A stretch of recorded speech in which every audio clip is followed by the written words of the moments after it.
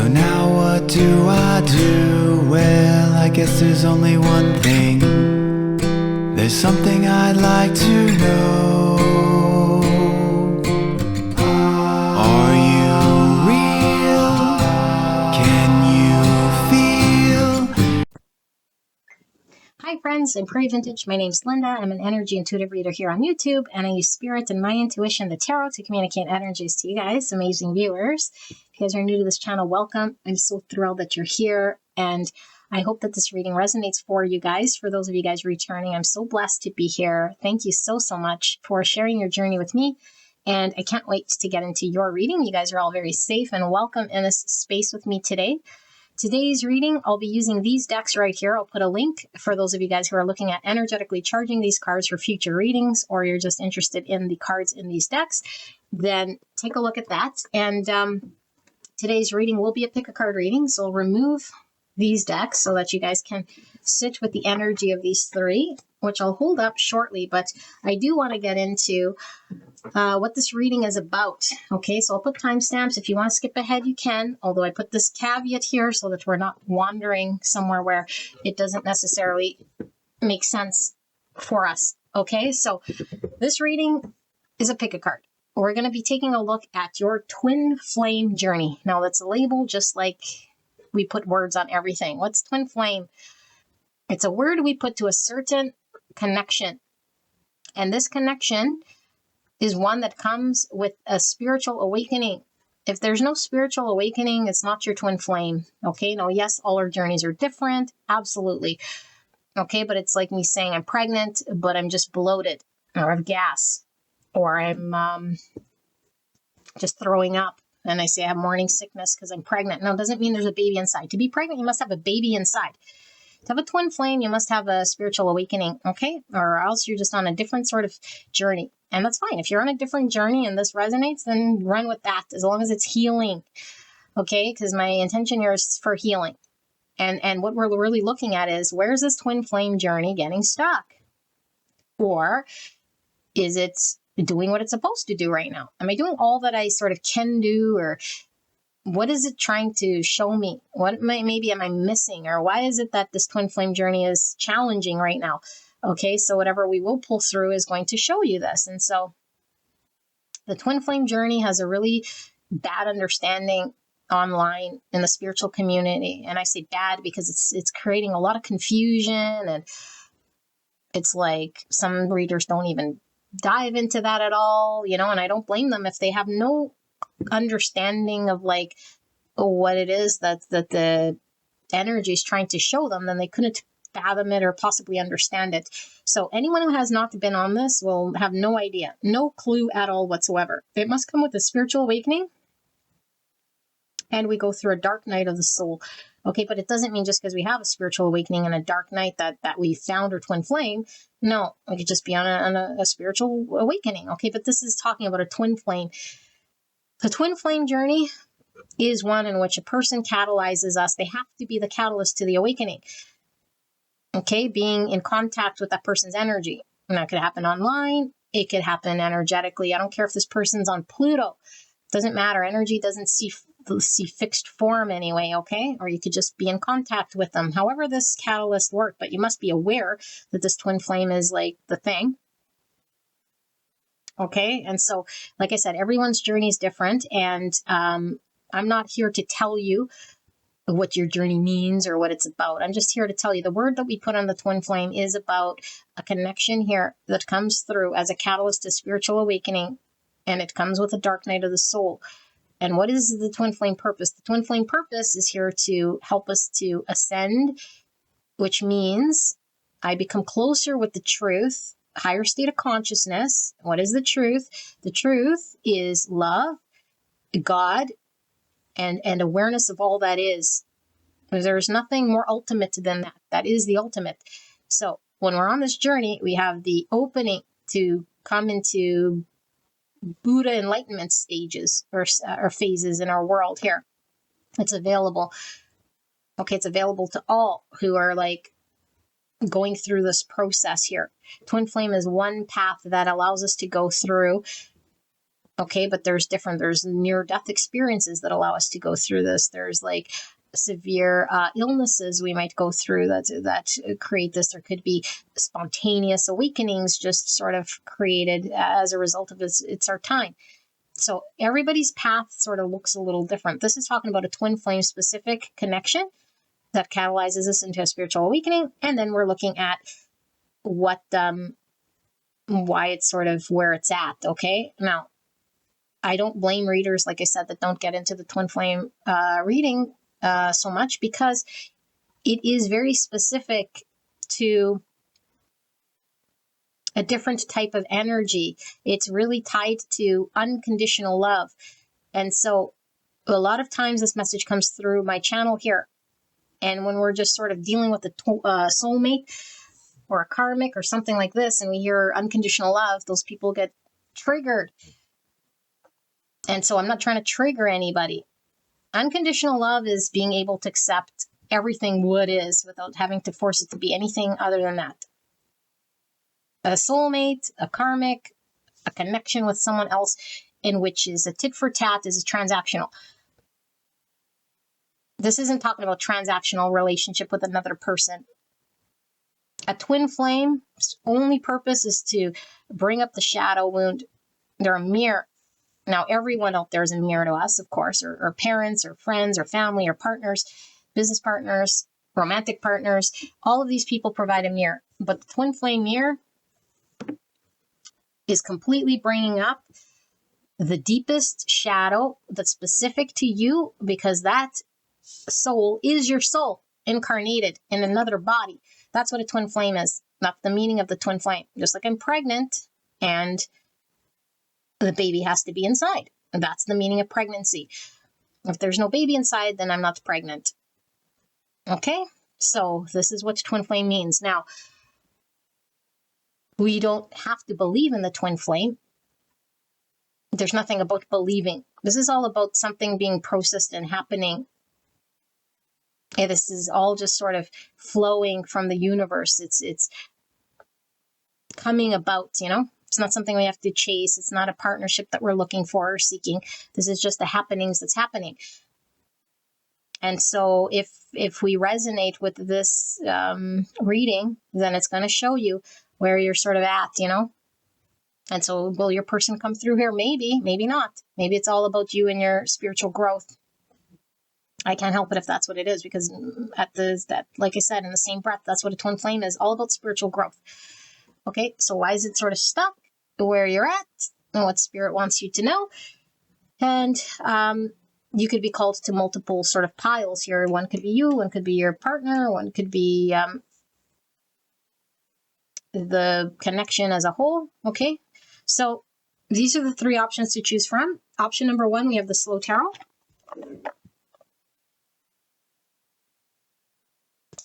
Option number two, we have the Tarot of the Divine.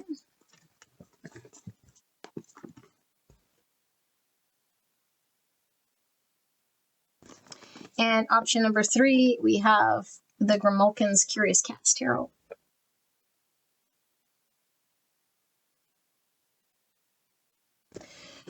All right, so sit with this energy, take as long as you need, and when you're ready, select from the timestamp below, and I will see you guys at your pick.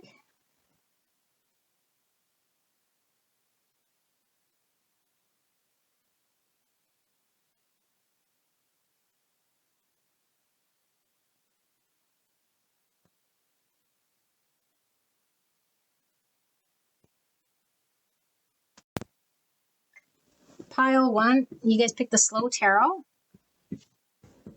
And we're looking at your twin flame journey. I'm going to put the box over there so I have lots of room. We're looking at the twin flame journey and where it could be getting stuck or blocked or whatever is going on here, okay? So I have pre-shuffled oracle cards. I have looked at these because I was recording and it didn't record again. This has been a thorn in my side. I keep trying every USB here. I don't know what's going on. Obviously, no one needed to hear that message. So I'm going to do this one last time here, and I do hope that the message reaches whoever needed to hear this message. Okay. But yeah, we're looking at what's going on in your twin flame journey, okay, specifically. And so this could be your person's energy. This could be your own energy. I do have a feeling it's going to come through quite high level. Okay, so I do also suggest you go listen to the intro so that you know exactly what it is that I'm talking about here. So clear and concise message for the greatest and highest good of pile number 1 and their twin flame journey, person they came here about, and what's going on here. Why is it stuck? Where is it getting blocked? What do they need to understand? What is being shown to them? For the greatest and highest good of pile 1 and their person on their mind, their twin flame. Can we help pile 1 to see what they're needing to see at this time? Thank you, pile 1, for allowing me to tap into your energy, the energy around you at this time. I'd like to thank your higher self, your person's higher self, spirit team, spirit guides, angels, ancestors for this active divination. Thank you so, so much. What is blocking this journey at this time? So I'm not going to go into all the different positions of this Celtic cross. Okay, I'm just going to channel the energy here. This is your outcome, by the way. It looks a little funny because I have no space. So we have 1111, compassion with the higher heart opening. And we have self-listening with the root chakra here. 11 and 2, receiving and giving. No, receiving versus giving. Self-awareness, autonomy, self-compassion. Compassion coming out for a second time. Valorization of self and relationship healing. Type 2, the helper emotional center between giving and receiving. Some Pisces and some Libra. All right, and then we have pain. She's in fetal position. And then we have root chakra. The energy of root chakra supports our sense of safety in a physical world, and reminds us to enjoy our physical bodies. And we have fusion, 72 and 9, blend into each other. Intimate union, unification, communion, self-forgetfulness, and reciprocal dependence. Type 9, the peacemaker, instinctive center between forgetting and asserting oneself with relationship trap, stress level, solar plexus energy. And I do feel I'm going to get the chakra cubes out for this group. I'll put it right there. All right, so let's take a look. Oh, you got some scoliosis happening here. Okay, let's take a look at your tarot. So we have the cover card, or what's covering you, the Magician in the reverse, crossing card, Page of Swords, and then in the root here, we have the Four of Pentacles, passing energy, the Chariot in the reverse, crowning card, we have Death in reverse, Scorpio energy, future position, we have the Moon, see self, we have the Nine of Wands. In the sees other, we have the King of Pentacles, Virgo, Taurus, Capricorn, hopes and fears, we have the Page of Pentacles. And then in the outcome card, not to be taken literally, this is the energy that I'm channeling through. Sitting in the outcome, we have the Five of Pentacles in the reverse. Okay, and then at the bottom of the deck, we have the Four Cups.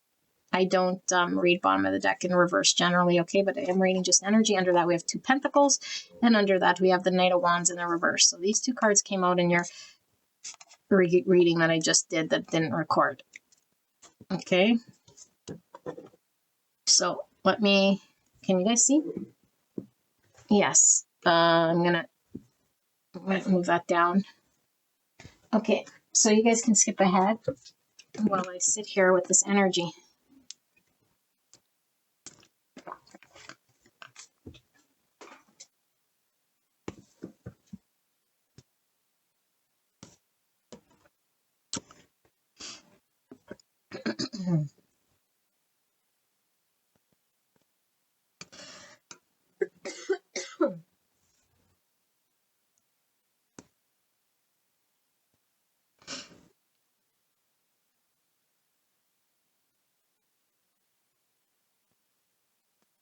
All right, pile number 1.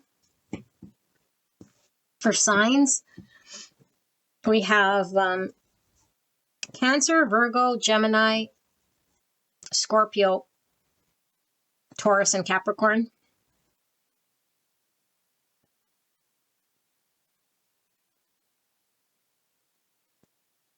And Pisces and Libra. Okay, so interesting because, like I said, I recorded and it didn't record, and your energy is coming through the exact same.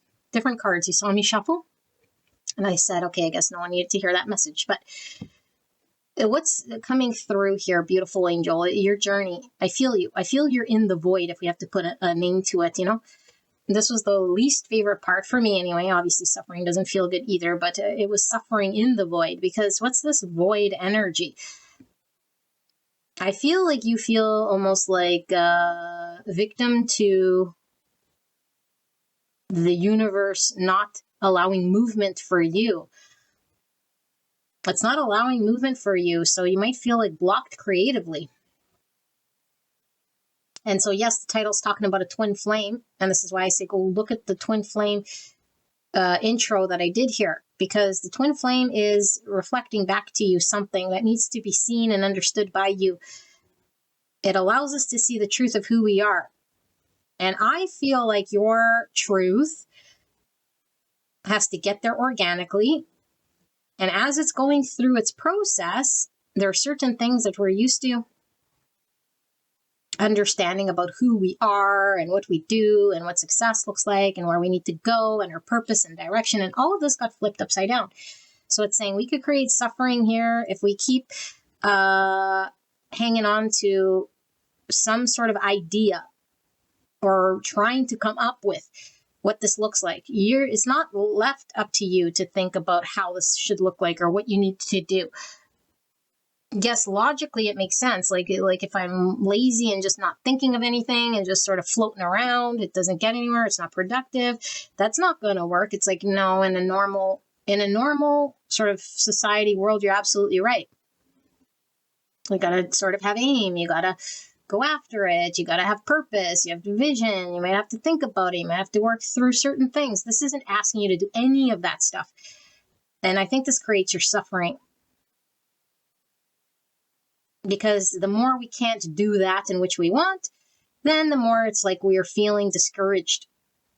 It's not happening. I feel stuck. I can't put it together. What's wrong with me? Am I not there yet? Or why is it not coming together? Or why do I feel like it can't and it won't and it's not happening? And we just feel blah and we feel more blah, and on and on and on it goes like this. I feel there's a real experience you're having here that doesn't feel good, and it's about creating.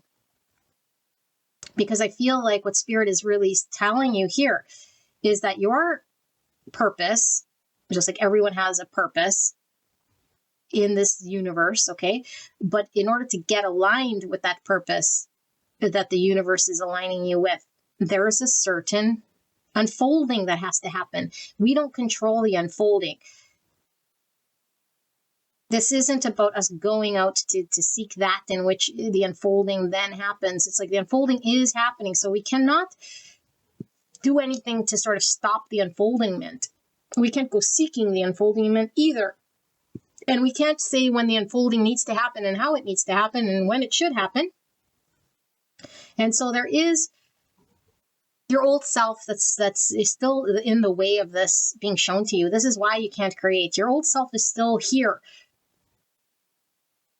Your old self is here.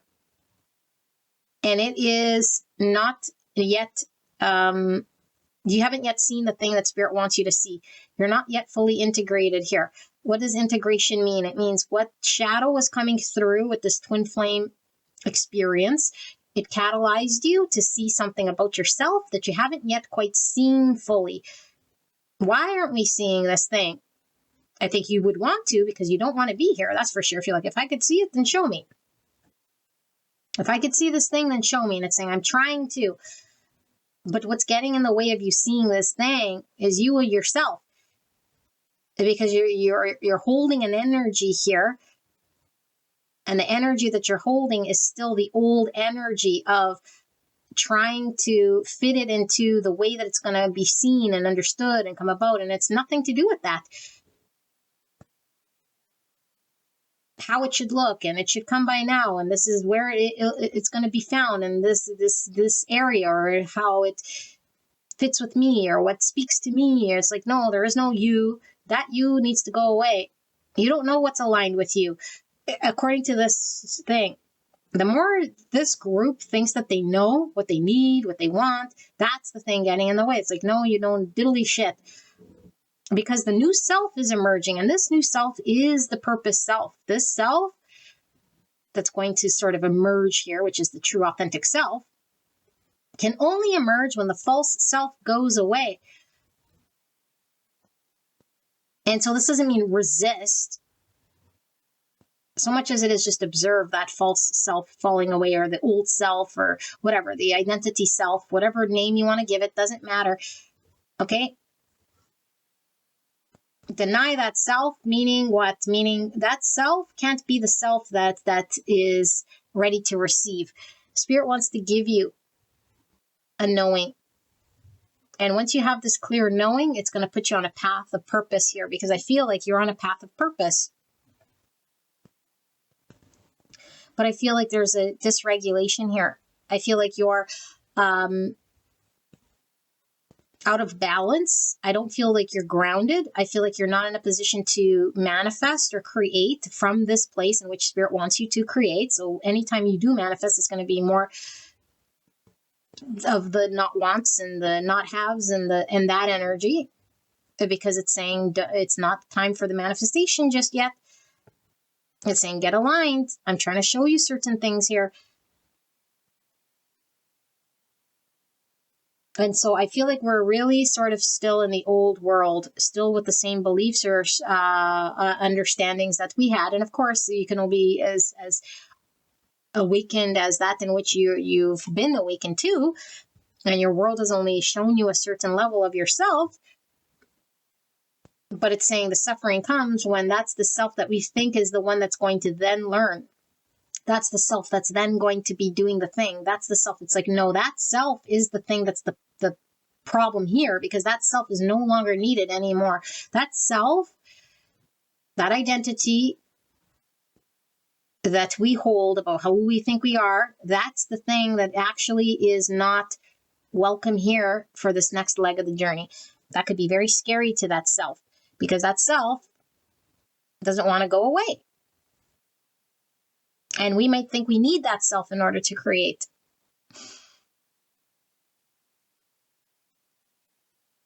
And so I think this ego is resisting. It's resisting the next step here because it doesn't know. And then it sits here unhappy, not fulfilled. It's being stripped of the power to manifest from that egoic place, that egoic identity. It's like that's no longer working. You could try and try and try. I feel there's going to be just nothing happening there, to the point where we have no choice but to surrender, because the universe knows how to sort of hold our feet to the fire of surrender here. But why would Spirit be doing all of this thing? Because I feel you have a purpose here. And it's very tied to the new version of you that's going to create here. But your conscious level has to be out of this identity. It can't be in this energy that you're in. And so the only way for this new energy to come is to totally let go of the steering wheel and see what's emerging, because what's happening is you're having a heart opening. So first chakra is this root, sacral, solar plexus, heart, throat, third eye, crown chakra. And when we have an awakening, what happens is all of these spiritual chakras get sort of lit up. But how does this get lit up or awakened to or opened? Now, we can always have intuition, and these are always sort of there, although quite dormant. But when the awakening happens, the energy flows and the gateway of the heart opens, And then our spiritual chakras come online. We start having vivid dreams. We start getting downloads. We start having psychic knowings, intuition, deja vus, visions. All of this stuff starts to open. Our authentic self, our purpose, our calling, our psychic gifts, downloads from spirit, being connected to all that is in the divine. The only way to sort of get there is through the heart, because the energy flows from the root, sacral, solar plexus through the heart. But why is the heart not allowing the energy to come through here before the awakening? Because these chakras are blocked. Okay, some more than others. Some might have a lot of block and some might have like little block or no block at all, which I doubt, because we all carry block. What does a block mean?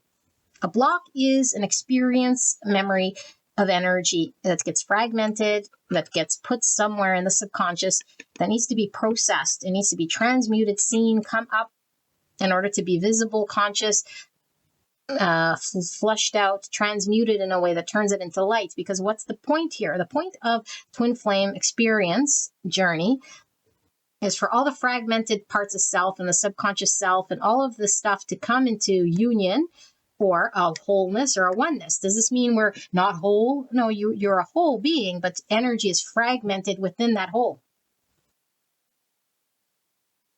Meaning this is aligned and we can have,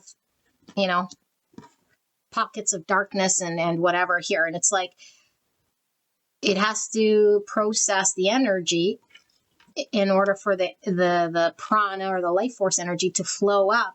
And then the heart opens only to that which is true. The heart doesn't open to blocks, meaning the heart won't open to greed, rejection, separation consciousness, victimization, fear, control, anger, resentments. No, the heart doesn't speak that language. It doesn't understand it. The heart only knows truth. Truth and love synonymous, meaning, does that mean those things don't exist? It means no, it's the absence of light, the absence of truth. They're in the shadow, they're in the pockets, they're in the darkness. And so when energy tries to flow, it gets stuck on these blocks. It doesn't flow and the heart is closed. But when energy flows, then the heart opens its door and then we start to have these spiritual gifts. Then they come online and we see and we understand and we have dreams and deja vu. And then the more the energy sort of flows up here, like a nice steady stream, then we get more and more spiritual inner knowings, okay? Although we're already spiritual, this is all spiritual stuff, but it's like we're removed in the darkness or in the matrix or in the program, and we don't connect to the higher realms here. So why am I telling you all this? Because you got higher heart opening. This is the higher heart opening. You're definitely having a spiritual awakening. The heart needs to open. And what happens when the heart opens? Oh my goodness. Is it painful? No. But it's so, wow. Like, it's so, like, you can't miss this heart opening, And it could come through for everyone. They experience it different, but it's like, it could be a deep, profound agape love, a looking at oneness. I am one with all that is. I'm blended into everything that is and has been. I'm like finally understanding there is no separation. I can look at a tree and like see myself sort of through it and in it, And these could come in periods.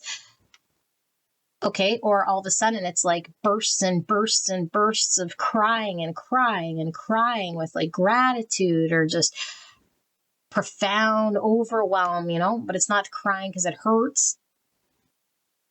It's an intensity here. And this opening is just like, whoa, like more than we can handle at times. We feel like we're going to burst from the inside out, And it could feel very good at times, but it's overwhelming. Overwhelming. Okay, and so I feel this is what's happening here or about to happen. And this must happen. Like I said, we can't be kind of pregnant. We can't be sort of pregnant, okay? This happens in an awakening. It has to have a heart opening in order to have an awakening here. Otherwise, energy doesn't move. It's blocked. And what it's saying is why this has to happen is because your purpose and what you're to create has to go through this first. Otherwise, you can't create the thing. So you don't see it right now. So this is why it's saying the ego can't go find it and say, what do I like doing? What do I think is the thing? Now, it could be aligned with what you have done in the past. It could be where you've maybe had an inkling to go towards, but it's not necessarily something that you thought up in your mind. This is something very unique to you that will come as an inner knowing and pull towards it. Like you'll really be pulled by spirits towards it. You'll be getting signs, symbols, dreams, synchronicities towards doing this thing. It's your purpose, it's your calling, and I do feel it's in line with your spiritual gifts. You could be a healer, you could be a seer, you could be doing Reiki, you could be doing tarot, you could be doing, that doesn't mean you have to be in the line of the occult or the mysticism, but it is in line with the purpose that is healing to the collective, and it is your divine calling here. But the heart opening must happen, and what I feel is we have root chakra blocks. So this is why I feel like we're still at the early sort of stage here, no matter how long you've been on this twin flame journey. Now we could be in, you guys picked the slow tarot. So maybe you've been at the stage for some time. Like, why isn't it shifting? What's going on here? And it's not necessarily a doing so much as it is, what have you not been doing? I think we haven't been leaning into releasing, letting the thing fall away, the old self. We're still trying to navigate with that old self and think that doer is going to achieve, that doer is going to find it. The doer is going to make it. The doer is going to find it. It's like, no, the doer shouldn't be doing anything. There's nothing to seek. There's nothing to find. And I think what we're supposed to be sort of doing, if anything at all, is observing, because I feel there's an imbalance of energy here. The old self isn't gone and the new self is sort of wanting to come in, and we're sort of in this weird no man's land, and then we feel very, not good about it, It's like, I don't want to sit here. It's like being in two worlds. It's like, I want to be either in my old world and have control and be in ignorance and pretend I'm doing and then believe that I am and live my life like that. Or be in this beautiful new energy and have a purpose and it just unfold and it become clear. But right now it's like this no man's in between land. So I feel like we're still surrounded by the matrix understanding. And I feel like you might have a world around you that's already established. And I think that's the hard part of when we go through an awakening. Doesn't mean you got to take everything you own and all the relationships and throw it out the window. No. Although, whatever spirit is telling you needs to go, it must go. You can't hang on to it. And that sucks. That sucks, It's like, but I thought I'd be here forever. But I thought this would be my forever home. But I thought this would be my forever person. I thought this is where my career was. I thought this is where I was going to live. There goes my email. That's what you're working through. It's not. So there's something in your environment right now that you're not wanting to part with. Not because you're bad, but it's like, no, you can't force your will and this thing to come along with you for the next ride. It's not going to happen. Now, I think for this this energy here, okay, like I said, it could be your person too, for sure. Okay. Has blocks in the root chakra. And this is really all about the first stage of releasing that, in which is still a matrix. This could be really stuck in separation consciousness. This could be like distracting oneself with all that's in the matrix. Meaning what? Like being stuck in the rat race, thinking that the matrix is all there is. And this could be patterns, programs, habitual ways of being, keeping ourselves distracted, using substances, victimizing our own situation, looking at an outside world that's creating all sorts of challenge, and I'm in here. And it's like the first opening here is like seeing clearly that what we believe here, or the energy we've held here, is actually not necessarily in line with truth. And so if you have a block in the first chakra, the energy cannot flow to the heart. But your energy is being called to flow to the heart. This is where it's stuck. It's saying, do you want to get in line with the purpose? Do you want things to start flowing? Obviously, you're here. It's saying it will, but the only way there is one way. And the one way is through the heart. The heart is the truth. The heart is open. And it only knows giving and receiving. But when there's a lot of blocks and distortion, it can't open.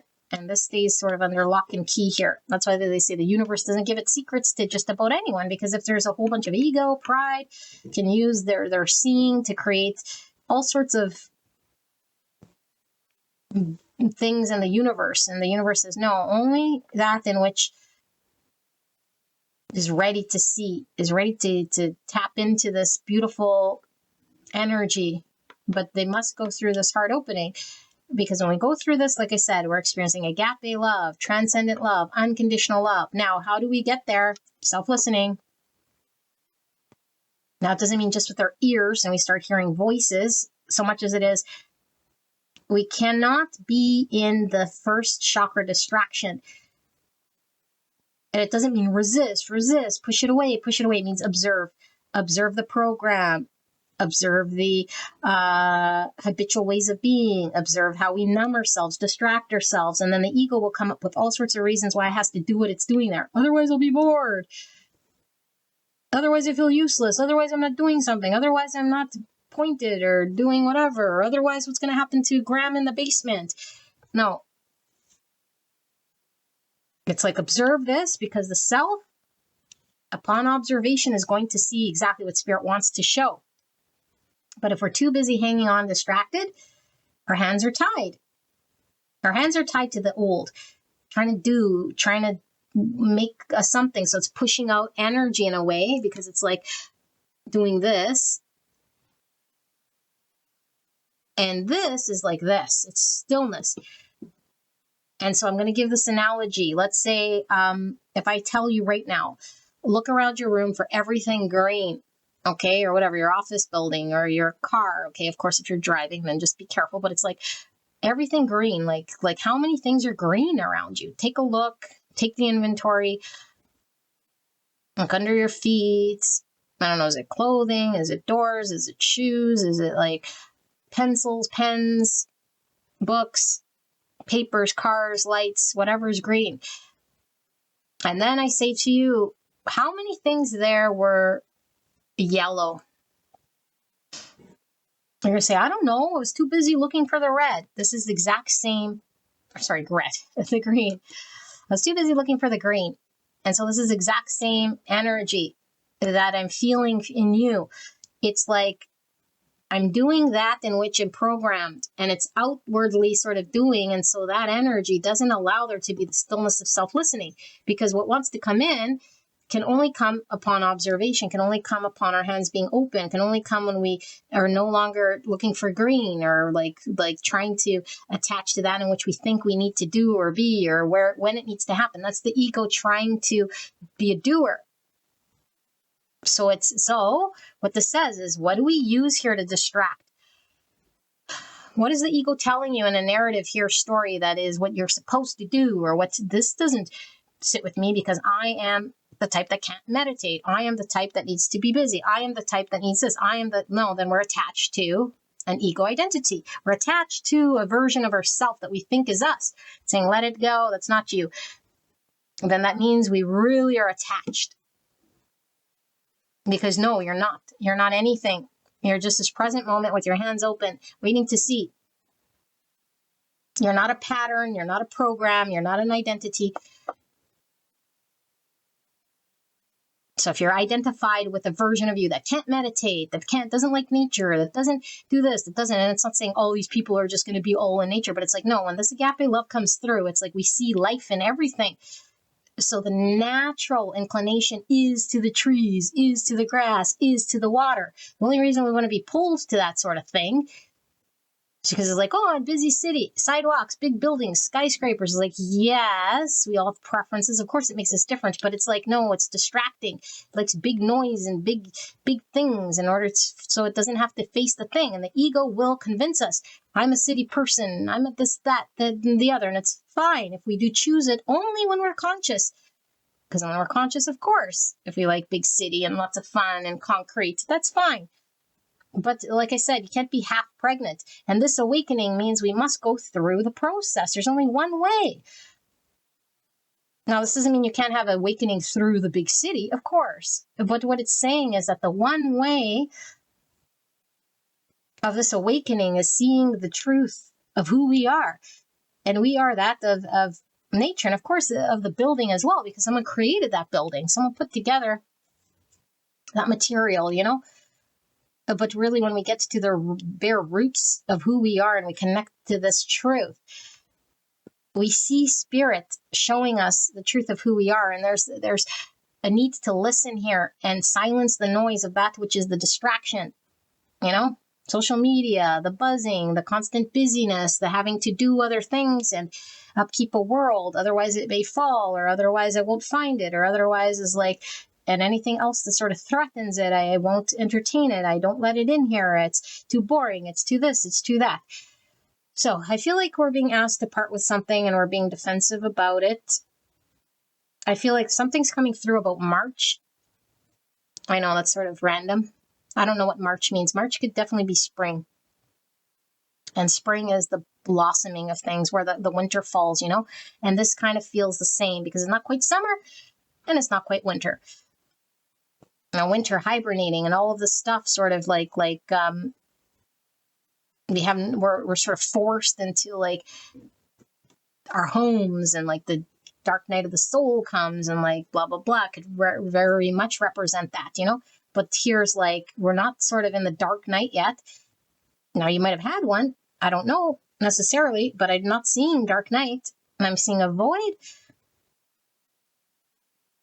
And now I'm trying to think of the order of operations here, because I think a dark night could come in multiple sort of stages for sure. But if I'm looking, yes, the dark night is horrible. Absolutely. Anyone who had a pleasant dark night, and what am I saying by dark night? That's the ego death. Okay, but it doesn't die. Ego's still there, but it's like seeing through the illusion. That's the dark night, And that's the beginning of the heart opening, because it's when we have the ego death, that's when the truth starts to come online. We start to see the illusion of the ego, the illusion of the identity, the attachments, the habitual ways. They all start to become visible to us, or no longer like able to stop that freight train from showing us, but we try to attach to that in which we know, or there's subtle things that we're not ready to part with, people, things, and we think that that's still, that though I could still hang on to, that though I could still believe, that though it's like, no, the thing in which we're probably trying to still make a thing or hang on to or believe is the thing that's getting in your way. So this isn't saying because you want your twin flame to come, or you want to get into union, or you want things to move. Okay, if you're suffering, of course, you want things to move. So you're going to do whatever it takes, whatever it takes to get out of this energy, of course. But it's not saying use force and be a doer and now go do this or go do that, because you can't escape this thing. All it's saying is release that in which you think you need. Release that in which you're thinking where you need to be, or what you need to do, or who you need to be. Because that's the thing that's getting in the way of this other truth being shown to you. Then you'll be shown what to do. You'll be shown. But whatever this environment thing is, and it could be your whole world, where you live, your whole geography, your whole group of people, your whole career, your whole whatever, community of people, family, situation. I feel like your 3D world is very misaligned here. And it's not saying, okay, just move for the sake of moving, because you might have to move again, because once your truth comes online, it's going to call you towards something. It's just saying, I want to show you.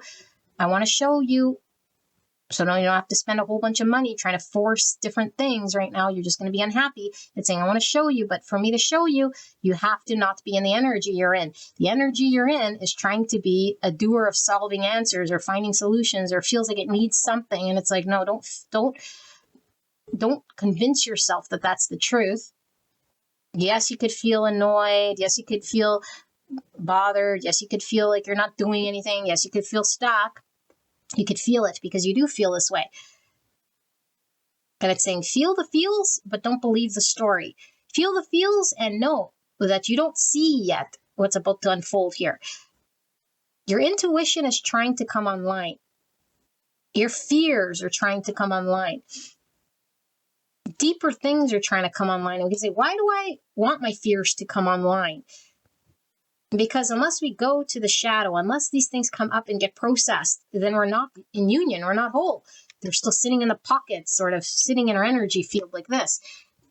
And it's saying like the fears are trapped in these chakras.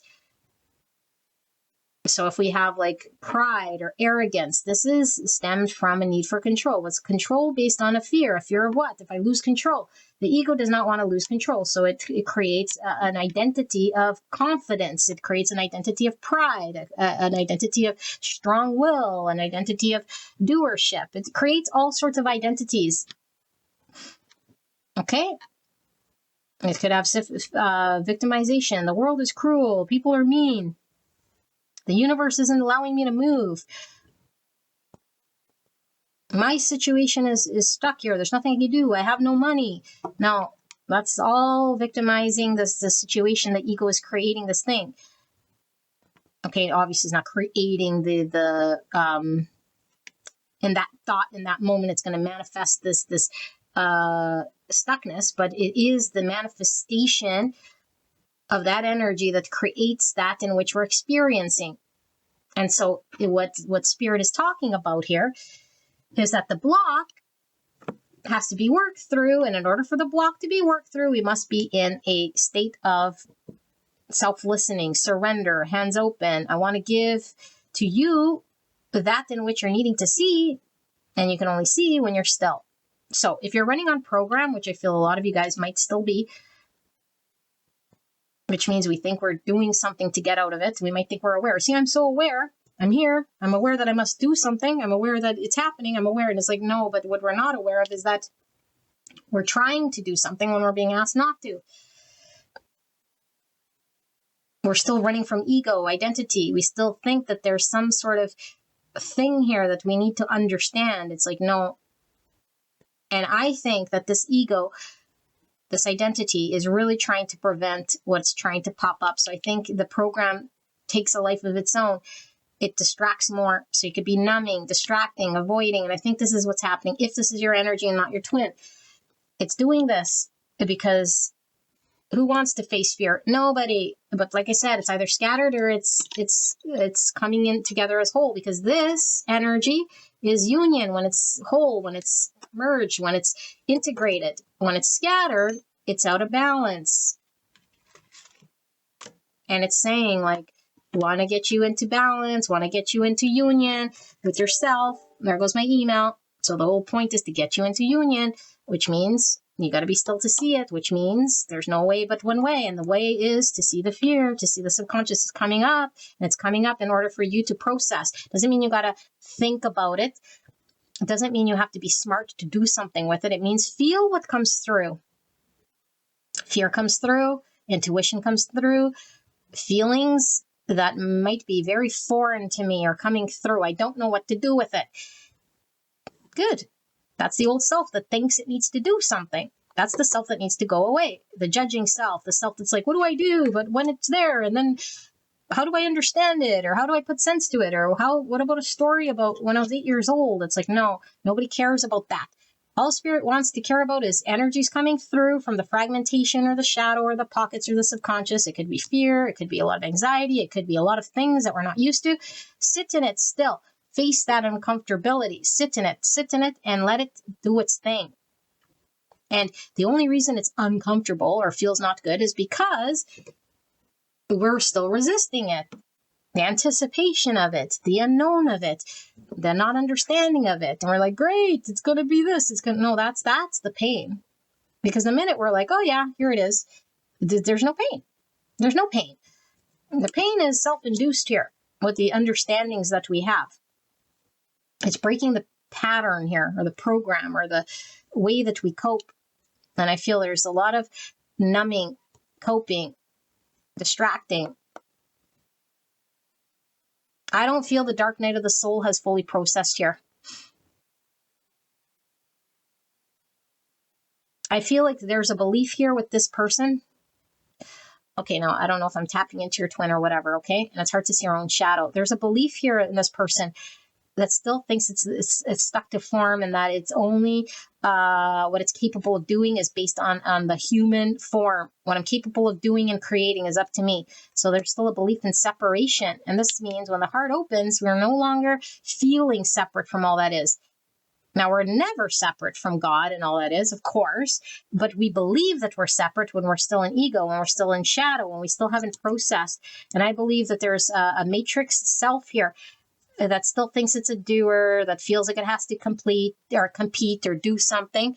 And what it's telling itself is that it can't do it. It's not doing it. It's not coming. It's sort of left out here, disappointed in the universe and itself. It's me that failed, or it's me that can't, or it's like things aren't lined up, or it's like I need this or I need that. Otherwise, it's not going to happen. It's like, no, those are all stories. So it's like, I can't do it now because I don't have the money. I don't have the thing. And that's this. The universe is to blame. The circumstances to blame. There's a separate thing going on other than me. It's like, no, nothing's separate. There is no other story here. There's nothing to understand. There's just opening our hands and see what comes through. And what's going to come through, we don't know. But it's going to be a mixture of things. The spiritual self comes through very strong when we allow it to come through. All the subconscious wounding comes through in order to be felt. The heart starts to crack open here with intense, not painful, but intense energy that's like, whoa. This is oneness. This is agape love. This is transcendental love. This is what my ego was trying to like sort of guard me from, because it didn't know. So it could have been bliss. It could have been my death. And the ego would rather be safe than sorry. So it's going to protect itself because everything is death unless it's not and unless it's clear. And so what the ego doesn't know, it's like, oh, I don't know. I'm just going to defend myself, protect myself, and hang on to that in which I do know. So I feel an energy here of stick to what I know and then be miserable about it, And of course, we wouldn't choose to be miserable, but that's what we do when we stick to what it is that we know. And we say, well, this is at least what I know to be right, or this is at least giving me some sense of understanding. And it's like, well, the understanding we have is just a comfort zone of an untruth here in this next phase. We got to let go of that in which we think we know or need to understand, because it's getting in the way of the manifestation. The manifestation is your purpose. The manifestation is that's aligned with your calling. We're trying to manipulate and control where this goes with the mind, doing, thinking we're the separate self, we're the ego identity, and then we distract ourselves, we numb ourselves, we hang on to the thing that we think it is. Meanwhile, Spirit's saying, you are one with all that is. You're coming into union with yourself. You know that in order to come into union with yourself, the heart must open first, because the heart has to open in order for energy to flow up here. If it's closed, then it gets blocked here. And we're sort of in the rat race, stuck over here. This fusion is all of this energy that's fragmented, that's in shadow, that's coming through, that needs to be processed, transmuted into balance so that the self can come into union. This is the whole point of a twin flame journey. So we can come into balanced union with self, the masculine, feminine energies, the polarities. They're not two separate sort of energies going on here. Okay? I'm talking about the inner self. I'm not talking about you and your twin flame here at all. But what happens when you're in union and balance and all of the subconscious fears and everything gets processed and transmuted, then you and your person can come into togetherness here. Because then you'll see that they're not separate. You'll see that there is only one truth and that you are it, because you've opened the heart and you've connected to all that is. And we're right now trying to prevent suffering and pain, but what we are actually doing is prolonging the pain and the suffering by hanging on to the beliefs that there's a matrix self here, and that it needs to do this and it needs to be that, and this is successful and this isn't, and that the opportunity looks this way and how I'm going to get there looks that way, but I don't understand how to get there and I need to be shown. And it's like, no, let that all go. And I do feel you're on this journey for sure. And so what this is saying is the universe hasn't forgotten about you. You will be shown. You don't have to seek it. Everything you need to be shown will be shown to you. You're just being asked to let go. And then things will start to move. Okay, and so the title of this thing was like, how's your twin flame journey sort of getting stuck here? We have the Chariot in reverse. We have the Magician in reverse. We have a two, sorry, I thought this was, a two pentacle. We have a Knight of Wands in reverse. We have a Five of Pentacles in reverse. We have a Death in reverse. It's stuck. It's stuck here. Okay, and you saw me shuffle these tarots. This was shuffled. Okay, but this is sort of coming together here in the exact same messaging, talking about the obstacle of the mind that gets in the way. And the mind isn't, like I say, a bad thing. But this process at this point requires above the mind, a higher state of understanding and inner knowing that comes through, not from the mind, but it doesn't mean the mind never comes ever online, because the mind is going to want to sort of make sense of things. It's saying the new mind comes through. But it's not trying to outsmart. It's not trying to outwit. It's just saying be open-minded to that in which is going to be new for you. It might feel uncomfortable. It might feel unfamiliar. It might feel... And it's like the only reason we wouldn't want to experience this new mind is because the ego needs control. It doesn't want to let go of the old thing. It's trying to hang on to it. It doesn't want to get transmuted. It doesn't want to part with that in which it thinks it needs for survival. It fears what it doesn't know. It's life-threatening. I don't want to experience subconscious. I don't want to experience fear. I don't want to experience what I don't know. So I'm going to hang on. I'm going to suffer, and I'm going to sit here, and I'm going to feel all sorts of ways that I don't feel good. And it's saying if you're experiencing a 4 cups in your twin flame connection, this would be why. This is why it's stuck. So why is my twin rejecting me?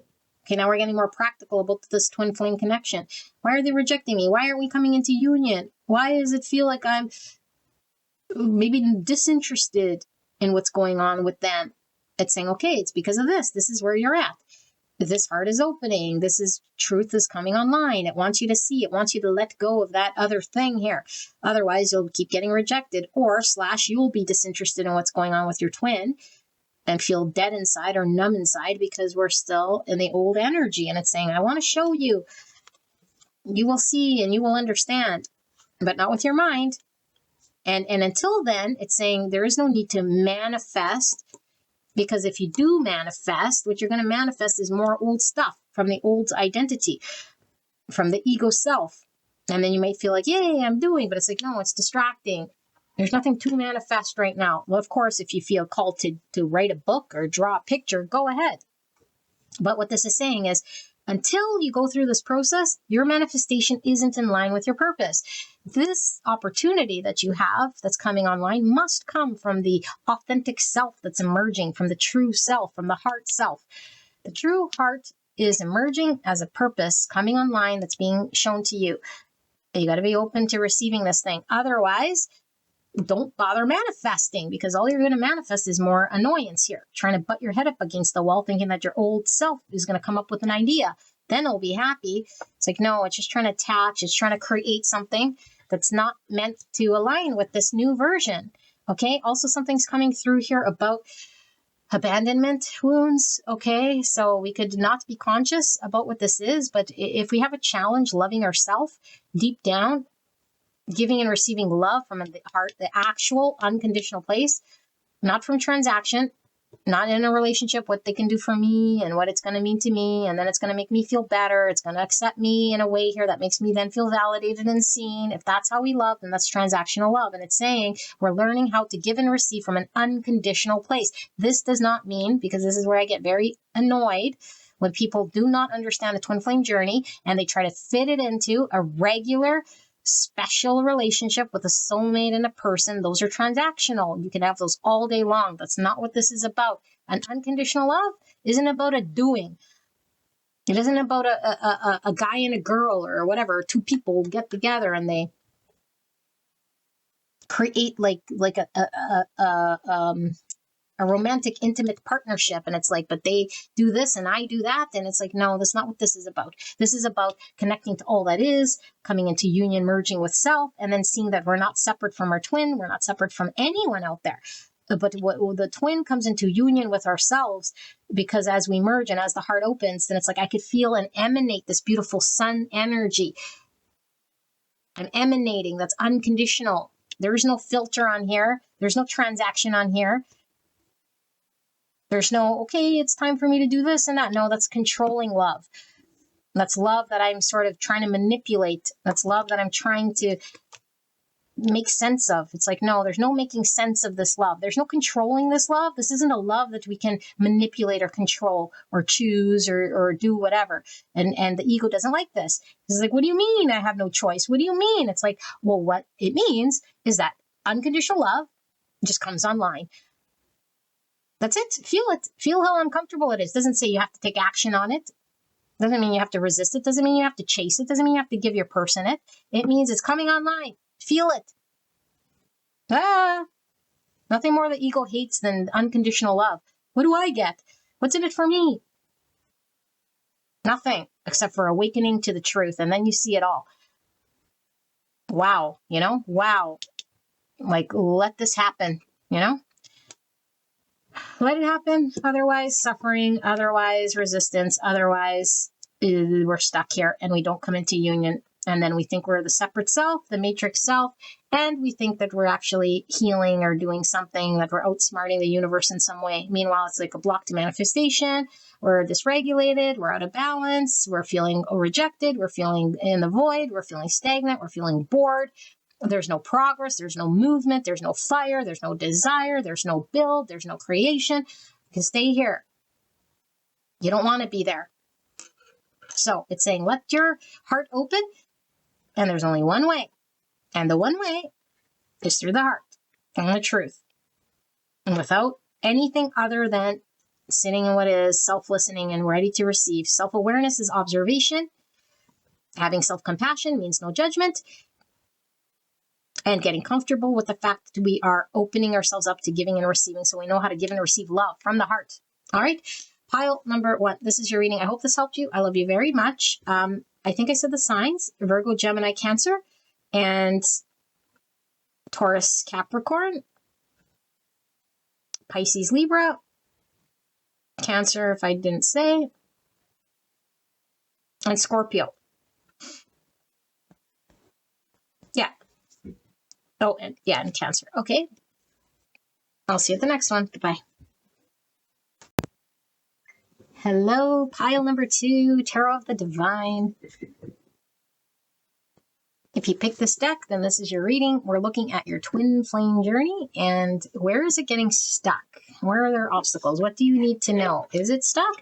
Is it right where it needs to be? What does Spirit want you to know? Now, you could have tapped into your own energy or your person's. I don't know what pulls through here, but sometimes understanding what's going on the other side helps us to gain some insight about ourselves. Okay, but as we know, the twin flame journey is all about self, and the self is that connected with truth, that is authentic, and it is all about removing that in which is not true, seeing through the illusion, the shadow, the ego. Okay, so I do suggest you go listen to the intro before you stumble here assuming that you know what this reading's about. Okay, so we're looking at the twin flame journey for pile 2, person they came here about, experience they're having with this person, and we're looking at where's it stuck.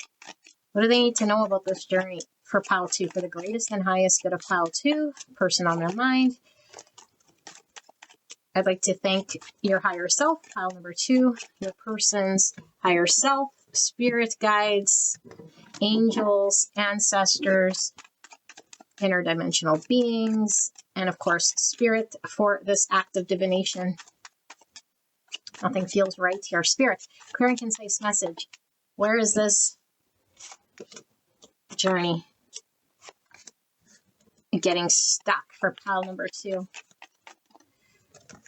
Now I'm doing a Celtic cross. I won't go into what each of these sort of positions stand for, but I will be channeling. I'm getting a weird feeling. It's like almost like, I don't put a word to it.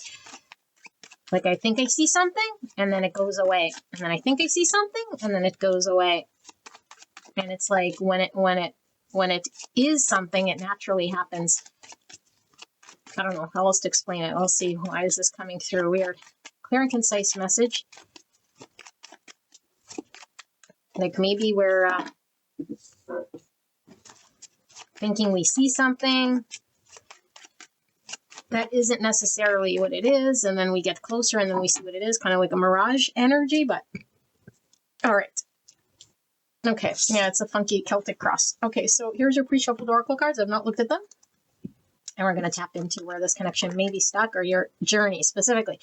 25, integrity. The energy of integrity supports our choice to be consistently truthful and honest while being guided by high moral standards.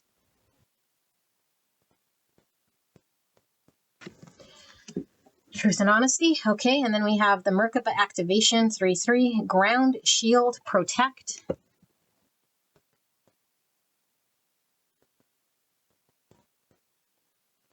The root chakra energy coming through. And then we have accepting mistakes, compassion and forgiveness, accepting imperfection, letting go, open-mindedness, kind-hearted attitude, daring, enjoying pleasure. Type 1, the perfectionist, instinctive, centered between control and letting go. Purification path, 46. Virgo, Gemini energy.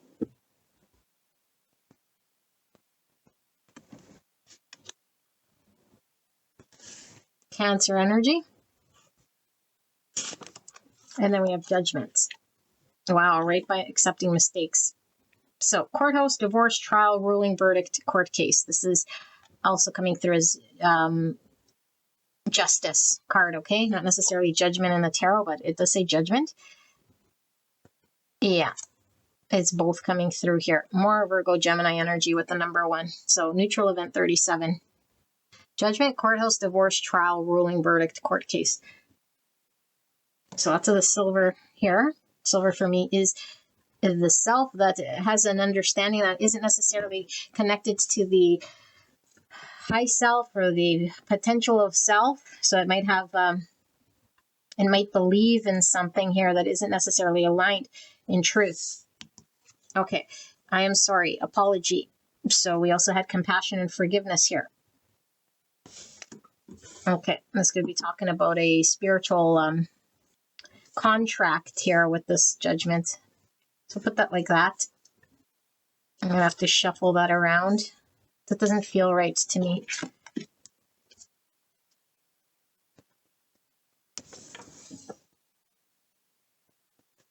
All right, so let's see. Queen of Swords, cover card. Gemini, Libra, Aquarius. So lots of Gemini with the ones as well. Crossing card is the Knight of Cups. And then in the root or subconscious, we have Knight of Wands in the reverse. Passing position, we have the Hanged Man in the reverse. Pisces energy. All right, crowning, we have the Nine of Wands. And future, we have the Star, Aquarius energy. See self, we have the 10 of Pentacles. Environment, we have the 7 of Wands in the reverse. These cards are wobbly. Hopes and fears, we have the Page of Wands in reverse. And then in the outcome is the Knight of Swords. And then at the bottom of the deck energy, we have the 3 of Swords. I don't read bottom of the deck reverse, but we are tapping into energy. The Emperor under that, and that's Aries. And under that, we have a 10 of Cups that's in reverse. Alrighty. So let me sit here with this energy. You guys can definitely skip ahead while I tap into this whole thing.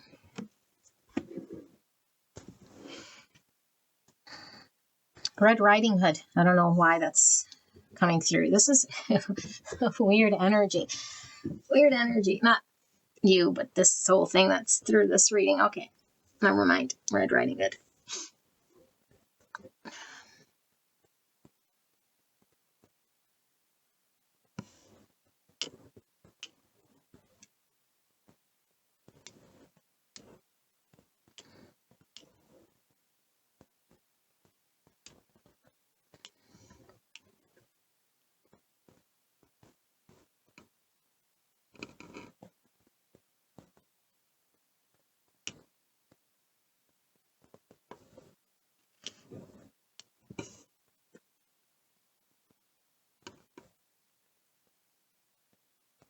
Okay, pile number 2. I like this energy, you know. I do feel like there's 2 energies here, so I do feel where you're sort of at and where your person's at, and it's a lot different than what I was feeling sort of in pile 1. Now, of course, you could flip roles here, okay, depending on which energy you resonate as. Yeah, so there's lots to get into here and to unpack. So twin flame, I do suggest you go listen to the intro, okay, because the twin flame is your soul reincarnated in another body. Is going to mirror to you. It's the inversion of you, and that's why it's a perfect mirror. All these wounds, shadows, whatever, come from the subconscious, and the twin is meant to catalyze this awakening of sorts, okay? But what I feel is happening here, 3 swords is the bottom of the deck. I do feel the 3 swords that's created in this dynamic, okay, in this dynamic with you and your person. This is sort of looking like a tandem reading here with 2 rather than an individual, even though there's no individual self. But pile 1 was very much about the self journey, because at the beginning, or in that specific journey, it was really totally like this self that was going through a spiritual awakening. This one feels like a tandem journey here, and all journeys are completely different. Some of them are consistently sort of, we're working with the twin, like we're always working with the twin, but it feels like the energy is very involved here in some regard here. It doesn't mean that you see your twin all the time. In fact, you and your twin, you're still in conflict here with the 3 sword. And what does conflict just mean? It means we're not in harmony of coming together, and it's creating pain. So even if we're understanding there's no separation, there's still a 3 sword experience here in this connection. And the title of this whole thing was about why is this stuck, or where it's stuck. And I feel this 3 sword definitely is what we feel when we're not yet in union and together. But it is that the your person, and I'm going to ascribe it to your person because that person feels a little bit more challenged.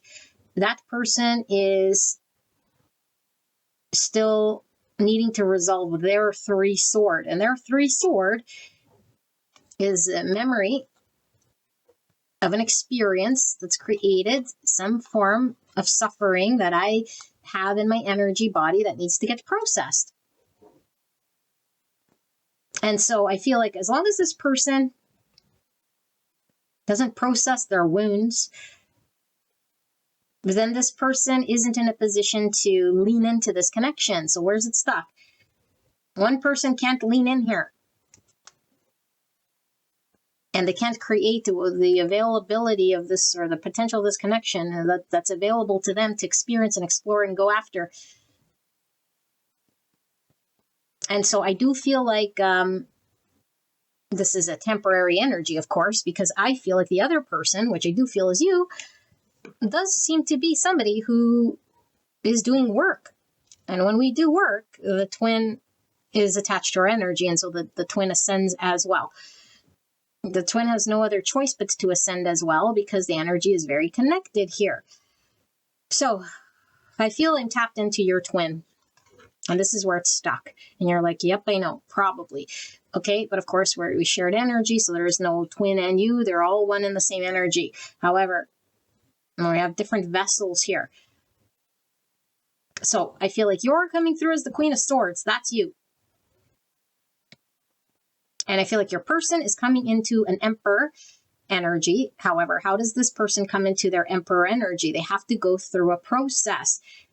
And their process is unfolding right now. And you might already know this, and this is sort of aligned with yesterday's reading, because we were doing about the person and how they're feeling and their current feelings. And this is a person who is coming with the truth, a truth that hasn't necessarily maybe been leaned into.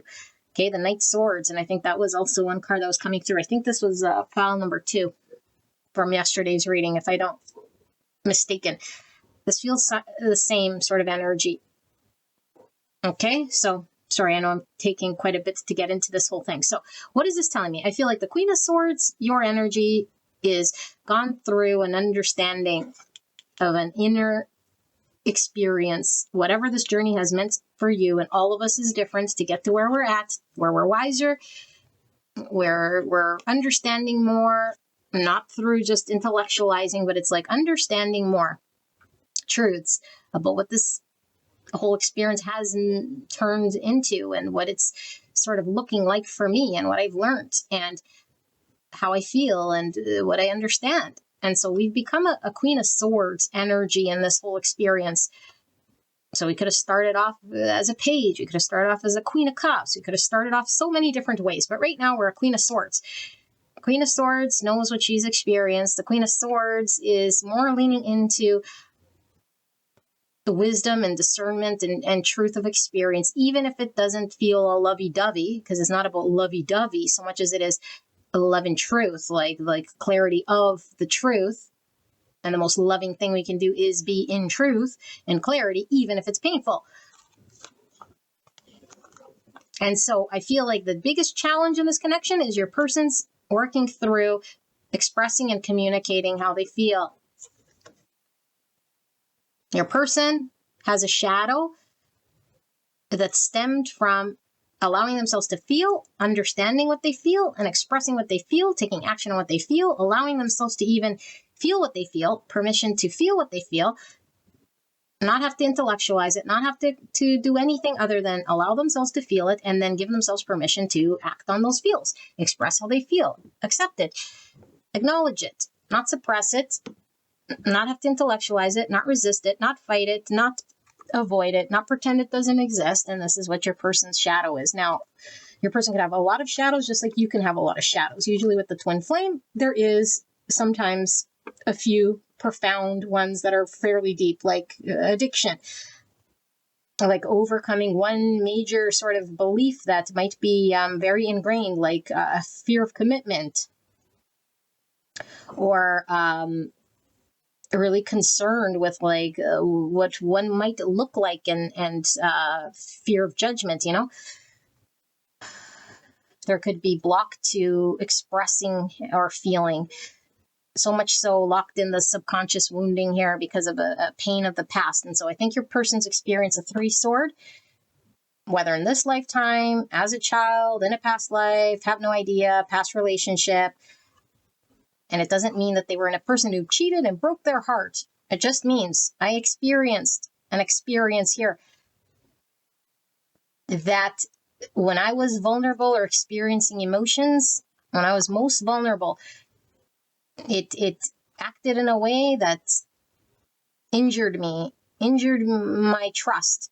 It injured my trust in people. It injured my belief in myself. It made me come up with a way to protect myself and my heart. Because if I express emotions, if I'm open to vulnerability, if I connect to that same energy in which I did in the past, look what happened.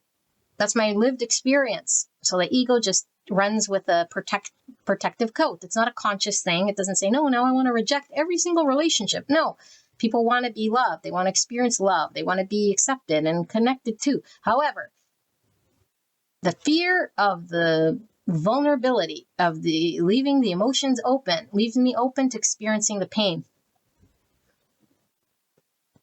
And so what I'm trying to do is I'm trying to control all situations so that I don't be exposed to pain. So if this means avoiding, suppressing, not looking at, trying to do whatever I can do so that I'm not exposed to this thing, that's what I'm hanging on to. That's what I do.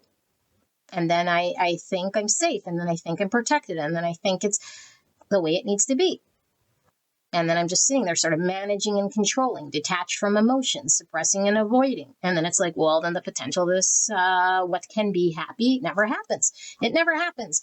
Why? Because we need to be in an emperor upright,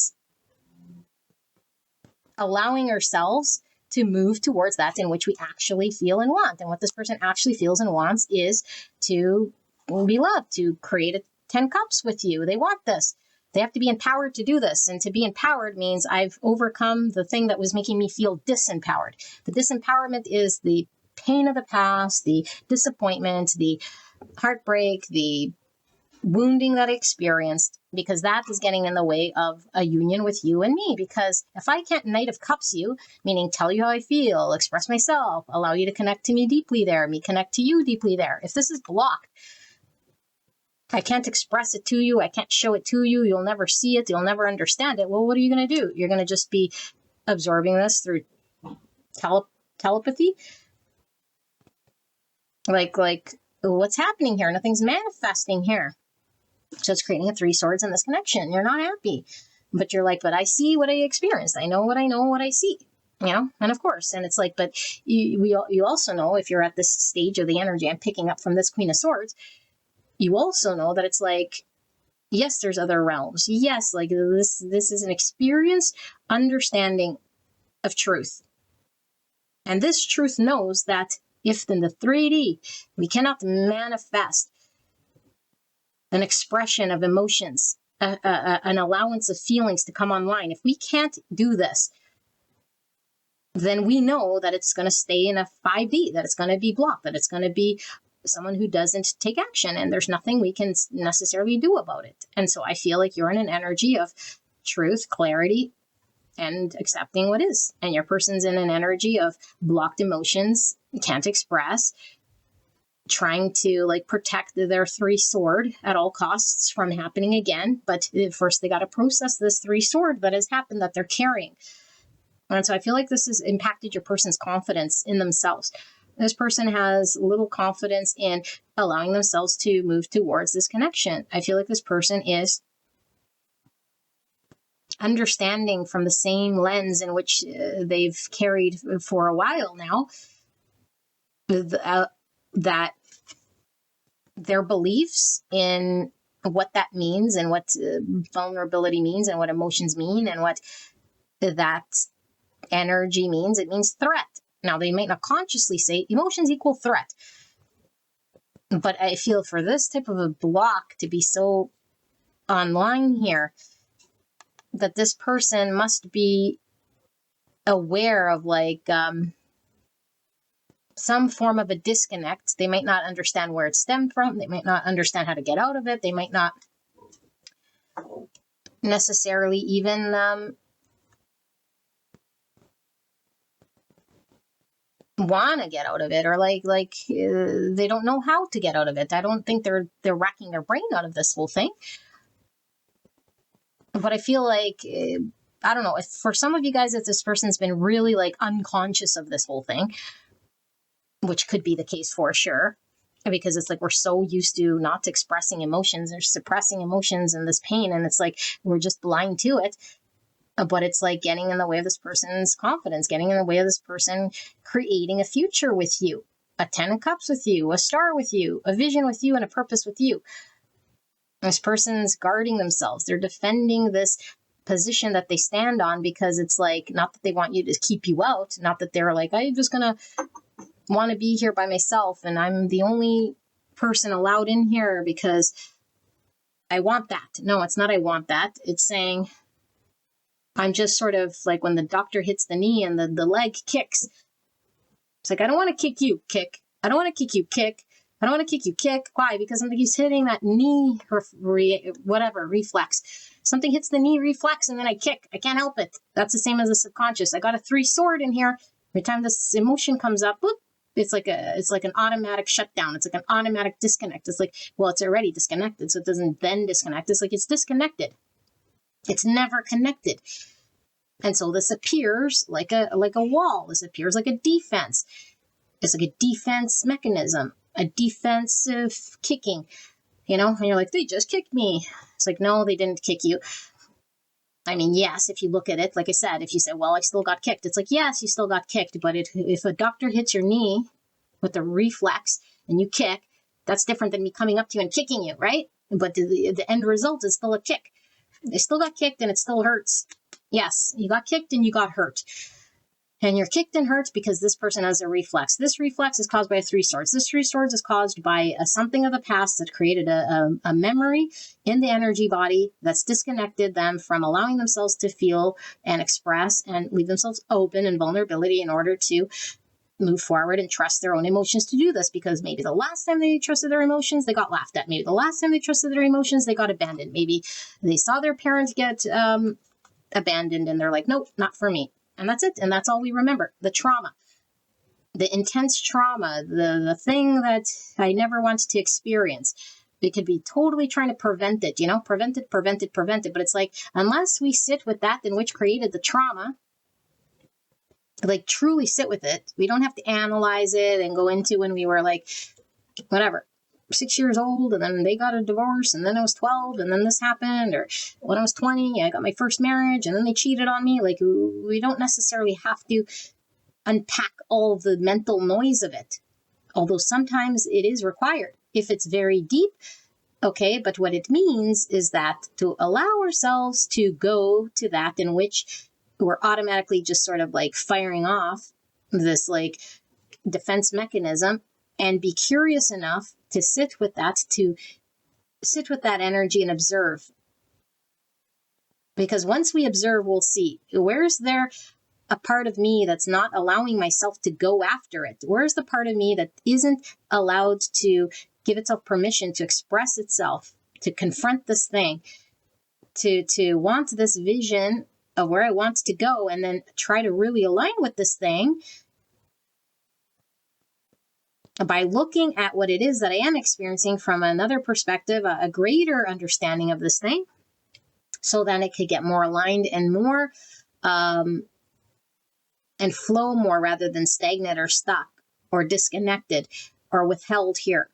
Because a connection can't come into union or come into a fullness, a full potential of what it's meant to be. And when there's a withholding, a block, and it's like, yeah, we could just create this beautiful happily ever after in full potential, but I'm never going to express how I feel, but I'm going to withhold, but I'll never get vulnerable, but I'll never tell you I love you, but I'll never admit the truth. But can we just like sit here? It's like, no, and we can't. And the ego would want that to nothing more, because the ego doesn't want to go there. The ego wants to, remember, it has this knee-jerk reaction. Anyone gets near it, boop, gets a kick in the tooth. They don't want that.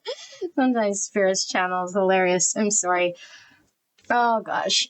This person. So, good news here. Your person isn't actually necessarily resisting this thing, okay? I don't think they're avoiding it either. I think the knee-jerk reaction was a result, but I feel like this is a twin flame connection, meaning they can't just choose to be there. I'm going to choose to keep blocking. It's like, not really. There's no choice involved when we're in twin flame, and when one's ascending the way the one's ascending, the other one must move. Destined.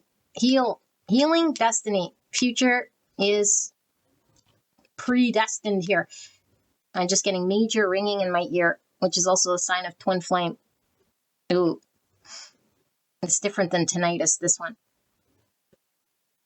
Yeah, and now I'm hearing peace and quiet. So your person's on their way, okay? Like, they're on their way to resolving this thing, but I think you're most likely this Queen of Swords asking, well, why is it stuck, Why is it stuck? Because your person's working through their leg of the whatevers. And now, of course, you're tied with this person. So not just the problems, just them and them alone. It's like, no, you're tied with this person. So what's it saying about you? It's saying about, while this is happening, this person kicking your tooth, it's like, what can you do? What are you supposed to do? It's like, yeah, still hold a higher vibration, compassion, forgiveness. Like, this person kicked your tooth out. Forgiveness doesn't mean you have to take them in if you don't want to take them in. The twin flame isn't about having to physically be connected to this person in physical form, but you can't escape the twin flame energy. The flim flam energy cannot be escaped. So what's it asking you to do? Compassion, forgiveness.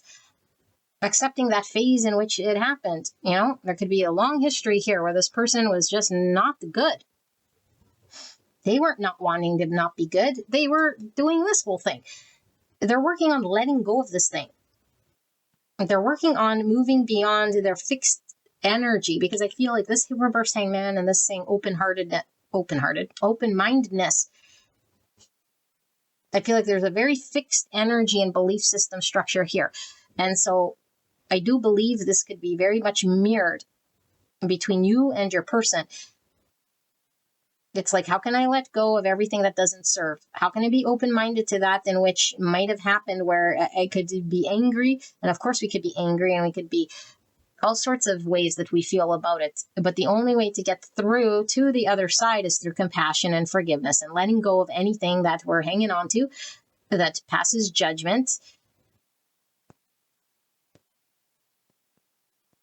And so the daring, enjoy pleasure. I feel like this person is the reason they can't enjoy pleasure because they're lacking confidence, trust in themselves.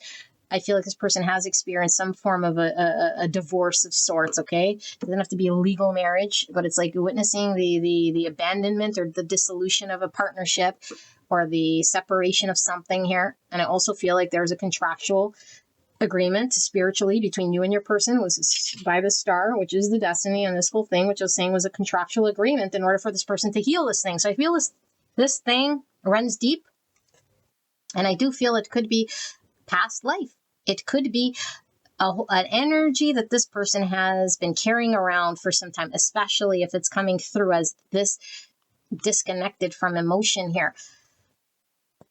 Your person has been put into your world here in order to develop their confidence in themselves. And the only way to really get confident with self is to allow the full self to come, not to deny certain parts, not reject my emotions, but only click to my mind or only feel safe in this energy, but not in that energy. It's like, no, what's the truth? It's saying when you resist any part of you, you're not in authenticity, you're in lies, you're in suppression, you're in avoidance. And this person was living in a lie, per se. How? Lying by omission, lying by avoidance or suppression or not allowing, defending, blocking, resisting, keeping it out. I'm going to kick everything out that sort of touches that wound, kind of like someone goes near you to touch your sunburn and you just react. It's like, don't touch my sunburn. Anyone standing behind me, I'm going to think as a threat. It's just a reaction. It just happens. So there's nothing to be mad about. There's nothing this person was doing on purpose here to hurt you. And so how do we extend compassion and forgiveness? Know that this wound was a wound that was carried. Know that this person was acting from that wounded place. And so I feel like you're wanting to build something here in the 3D. I feel like you feel like this connection, and maybe has something here that definitely could be built upon in the 3D and in the physical. That's a long term. That could be, that could stand the test of time, that you could commit to, that you can build with. But it's like the disconnect of emotions here. It can't be just built on 3D and the whole other equation be missing here, you know? If this person could choose that, then they would choose that. But it's like, no, the reason it's not moving is because we can't have one without the other. We can't ignore one and say we can only sort of operate on the other. So this person is being called to put down that defensive energy, and how they put it down, because remember, it's just reaction. It's by observing, it's by seeing and understanding first, not using the same mind that we always use to think of the same way and keep perpetuating the same experience. So I feel like your person hasn't really confidently claimed you and this connection and fought for it. Now they don't have to fight so much as it is like, I'm going to stand here in truth. I'm going to stand up in this. I'm going to confront what I need to confront. If there's an awkward thing in which I'm going to have to sit with or see, I'm ready to do it, not run away. Not say, oh no, here comes an emotion. Let me just kick and then hopefully it goes away and then I never have to do it again. Conscious, we got to be conscious of it, because if we keep doing the same thing we've always done, we get the same thing we've always gotten. And I feel like this person hasn't explored this connection in an emotional, deep way. They've been resisting, they've been fighting, they haven't been stepping up to the plate, and the universe is saying, it's time for you to align. There's something destined here, and I don't know exactly how you and this person are supposed to be aligned, because for everyone it's different. Maybe there's a life business you're supposed to create with this person. Maybe it's a family you're supposed to create. Maybe it's something with this person that stands the test of time here in the 3D that gets built together. And what it requires is for the full self to come online, for both people to be aligned with this path. And to get aligned with this path, we can't be defensive. nor can we be avoiding, nor can we use old energy of how we used to think and what we used to do and be so narrow-minded that we're not open to that in which we are uncomfortable with feelings, uncomfortable with expressing myself, uncomfortable with sitting with it. Okay, so it's uncomfortable. Whoop-de-doo. Sit in it. Feel it. I feel like this person doesn't have a whole lot of experience here, okay? Because I feel like they could have been wearing this protection for quite some time. That is like their experience is limited. It only got to a point where they were okay or comfortable with this whole thing. But if anything sort of came close to that thing, they'd get burnt. They'd get a kick in the tooth, like I always say. So there's a truth here that's always most likely been here. And this truth doesn't require just an acknowledgement in the ethers. Yes, it's true. Okay, then that's it. No, yes, that's the first step. But it's like, yes, it's true. Yes, it's in the ethers. Yes, it's authentic. But what are we going to do about it? Are we going to move in authenticity? Are we going to move in truth? Are we going to communicate how we feel? Are we going to be able to express ourselves? Are we going to be able to look at that in which we can build and then say, not for me because I'm too fearful, or I don't want to get wounded, or I just don't know that I can do it, No. And so I do feel like this person has been quite protective of this wound so that they don't get hurt. I also feel like this connection is being grounded, which is a good thing, because I think it's going from 5D to 3D. And I feel like it comes in 3D when this person expresses and communicates and actually makes this 5D knowing into a 3D doing. Okay, but again, we're not a doer, but it's like if it manifests into 3D, that's the whole point, is for the divine masculine to create form for this thing. If it just stays in the 5D, it's a nothing burger. Everything's in 5D. All unmanifest is in a 5D. The masculine is called to give it form. The masculine has to claim it into existence. That's the masculine's job. The female, the divine feminine energy, is that of the 5D of love and truth. And she has this unmanifest energy. And now the masculine has to bring it into the 3D reality. Now, does this mean he has to choose me and he has to know? But he has to be clear enough to know what it is that he's choosing. Because the wound, based on the contract, is the thing that needs to get looked at. There's no avoiding looking at the wound. And when the wound isn't there, then we choose differently. What would we choose? No, I don't want to choose the truth of love. No, I don't want to choose who I feel my soul tied to. No, thanks. Like, no, they're not going to choose that. But they do have a choice. But it's after this wound gets cleared. But when the wound is there, it's like there is really no choosing because the wound just sort of kicks and tries to avoid. And so this is the dilemma here. Because like there's a truth. This truth has to be with our free will to claim it. This person would choose to claim it with their free will. They still have to choose it to make it into form. And to make it into form, they got to get rid of the wound. And to get rid of the wound, they have to be conscious of that wound and see it. And so this wound is being shown by this contract to this person in order for them to be open and honest about what they actually choose, not from the fear.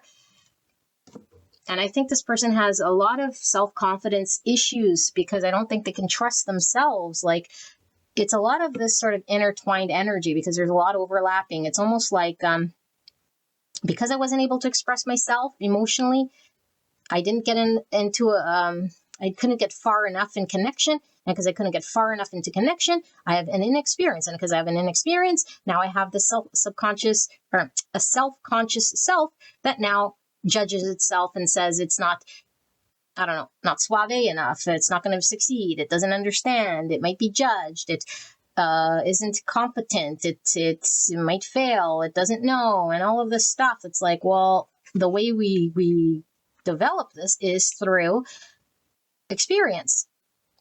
But if we don't have experience, then we don't ever get to know. But it's like the ego, the solar plexus gets in there and it tries to only stick to what it sort of knows and understands. And then it's like, yeah, from here, I feel confident. It's like, yeah, but from there, you're 10 miles away. You're not experiencing anything here. And so it's like fear of failure, Yeah, accepting mistakes, fear of failure, fear of not doing it right, can't do it perfect, I'm inexperienced. I'm like, so this is kind of where they're at right now. Because in the past, it was really blocked. And I feel like this is why I felt like this energy is tied to yesterday's reading, because I feel like, yes, this person is still challenged with connecting to emotions. Yes, I feel like this person is having to take action on this truth and integrity. And they're having this little mini battle with their solar plexus energy and their confidence. I feel this person is coming forward here. I don't feel like they're resisting. However, what is the bigger challenge now is, because of this still needing to develop the vocabulary around feelings, the natural flow of allowing the feelings and the permission, even though the door is open there, it's like, okay, it's still a little foreign. But what comes with this is now, self-consciousness. And if when we're really self-conscious, it's like, do I allow myself to make mistakes? Am I holding myself back? Or am I letting this thing go? So this person's being asked to sort of let go of any sort of judgment that they might have about themselves, or how perfect they got to be, or what they got to look like when they're doing it. And so Spirit is saying to you, like, stand in truth. And so it's saying, like, is your truth then, let's say we're upset or something, like, well, is your truth then to not forgive, or to maintain a vibration that's like protecting yourself because they couldn't come correctly, or they couldn't come honestly, or because they created a kick in my tooth or something else? Like, no, forgiveness. And my ears ringing again. And so, and every time my ear rings here, I'm getting like a stillness after, like peaceful, like almost everything goes so quiet. Almost feels like everything in the house went completely quiet. No buzzing, no electronics, no noise. Is like everything's removed. I feel like every distortion is gone, and that I'm getting purification. Yeah, purification. So this connection is going through a purification process. All distortions, shadows, pains, wounds, whatever is now being seen, and now the manifestation of the 3D is going to happen here. It has no choice but to happen here. Okay? Like the choice is to either acknowledge and say, this is what I choose, or acknowledge and say, but I'm going to choose something else. But the key is, I got to acknowledge in the 3D, either which way. Not sitting up in the 5D, not seeing, okay? So I feel like there is alignment here with the truth that is sort of predestined here, and there's a moving away from old ways of thinking and being. And then there is this energy that I feel we have to sort of still maybe understand or work through. And I feel this could be mirrored, because I feel like a person's obviously judging themselves. They might feel like uncomfortable if they're like still inexperienced. They might be wanting to make it perfect. They might be judging themselves and blah, blah, blah.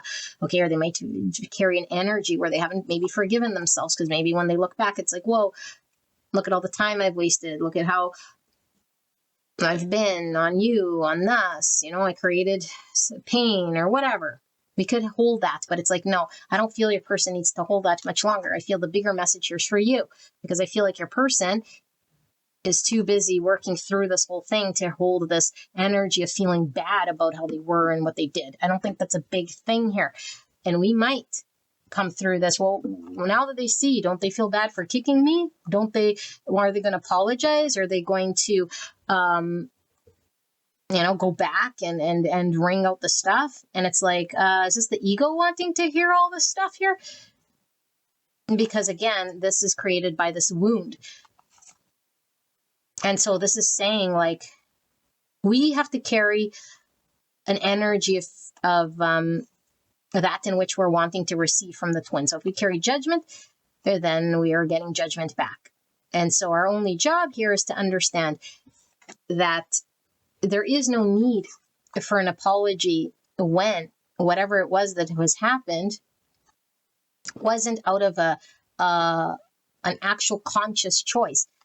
If no one, like I said, if I go up to someone and I go up to them purposefully and I kick them, yeah, well, that's a conscious choice. But when I'm sitting there, like, and the doctor hits my knee and my knee kicks him, like, I'm sorry, man, like you hit my knee, like it's going to do its thing. I don't have to say sorry to the doctor every time. Like, of course, if I hurt the doctor and I wasn't meaning to, but it's like, I don't got to carry a whole bunch of heavy energy here.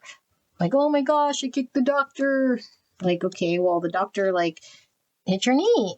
So anyway, this whole energy here is talking about understanding this level of forgiveness. And what does it mean for apology? And what does an apology actually even mean? Like, there's a need here to let go of some understanding that we might have here.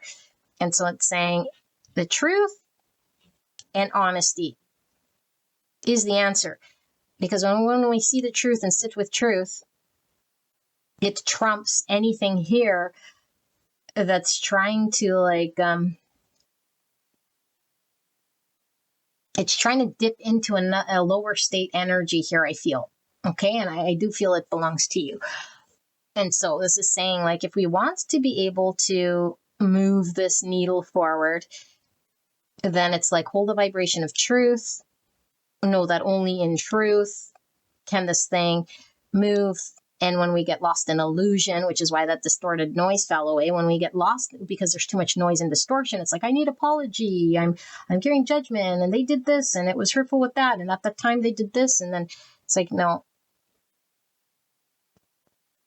So, but the bigger shadow or stuckness here, I feel, is your person. They don't got to be perfect. They got to accept themselves. They got to accept the fact that they might make mistakes. Of course they might. They're still inexperienced here. And they might still have this sort of a wound pop through and then second guess themselves. You know, it's like, oh, but it's like, no, but I can trust. I can trust pile number 2 because we've already sort of proven this thing. Now it's just sitting with me. Any stagnation, pain causes just with me and my wound, because pile 2 has proven to be trustworthy. Pile 2 isn't the threat here. My wound's the threat.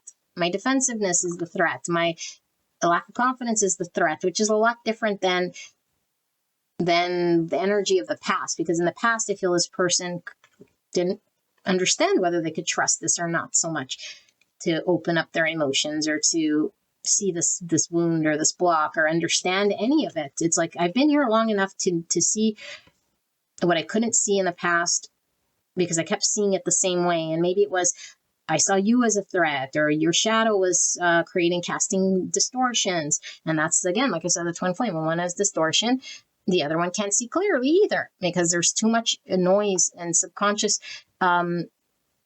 wounding and shadow. And since there's a shared energy between the two, no matter where they're at, it's like a shared energy. It's like I come with all my distortion. And so my mirror is a distorted mirror. And so I can't see myself. And that's why the conscious twin has to cleanse, purify, whatever you want to call it. Come in truth. It's like, this mirror is true. This mirror is clear. It doesn't mean perfect. It means all impurities and distortions and lies and illusions are not in this mirror. So you can see yourself clearly now. And so this person can see themselves clearly, meaning now I see where I was blocked. Now I see where there was pain that was created here, that was getting in the way, and how I was seeing it in the past. But in the past, your mirror was contorted or distorted, and so I couldn't see this. So I think you're doing exactly what you need to do. I don't think you need to hear so much from me at this point in time. I think your person is coming into a confidence of themselves. I feel like there's going to be a manifestation in the 3D. This might take some time. In fact, it may be your whole lifetime here building with this person, one thing at a time here. Who knows how fast or whatever, but I feel your person is putting down their guard. I feel like your person is having to work through their confidence. I feel like your person here is wanting to come to you with some great truth. They want to confront what they have not yet been able to confront because they couldn't see with the conscious mirror. I feel like your person can now see the truth, and this is great. It's like freeing. I think your person feels very, very free here too, because when we see the truth, it's like it should be a relief, even if it's like, I wasn't expecting to hear, but now I can move forward. Now I can, it's like the truth is liberation. The truth is freedom. I feel your person wants to move in truth. I feel they feel like, like they're still though battling, I feel, with this white horse and this yellow suit, the solar plexus and the authentic true self, because I feel like this white is this trying to be perfect sort of energy with no imperfections. Okay, but it's like, it's not about the perfects. It's not about the appearance. It's not about the doing so much as doing it, me doing it. It's spirit sort of leading me, and then me knowing that even imperfections are fine as long as it's in truth. And as long as I'm not trying to manipulate energy, then I'm in clear energy. But I don't know necessarily that your person is having any sort of spiritual revelations, okay?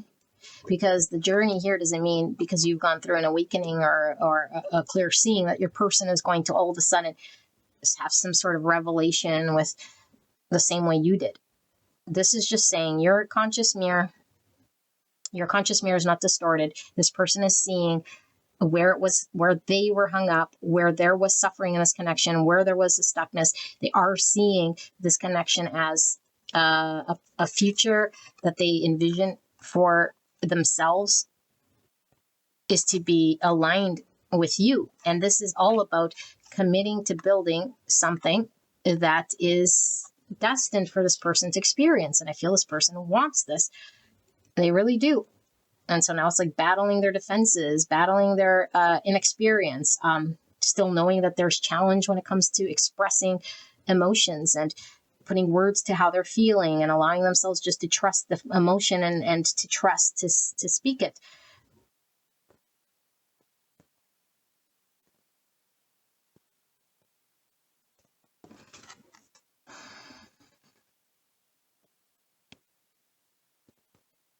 I'm being called to read this Merkaba in a book. Just give me a second, okay?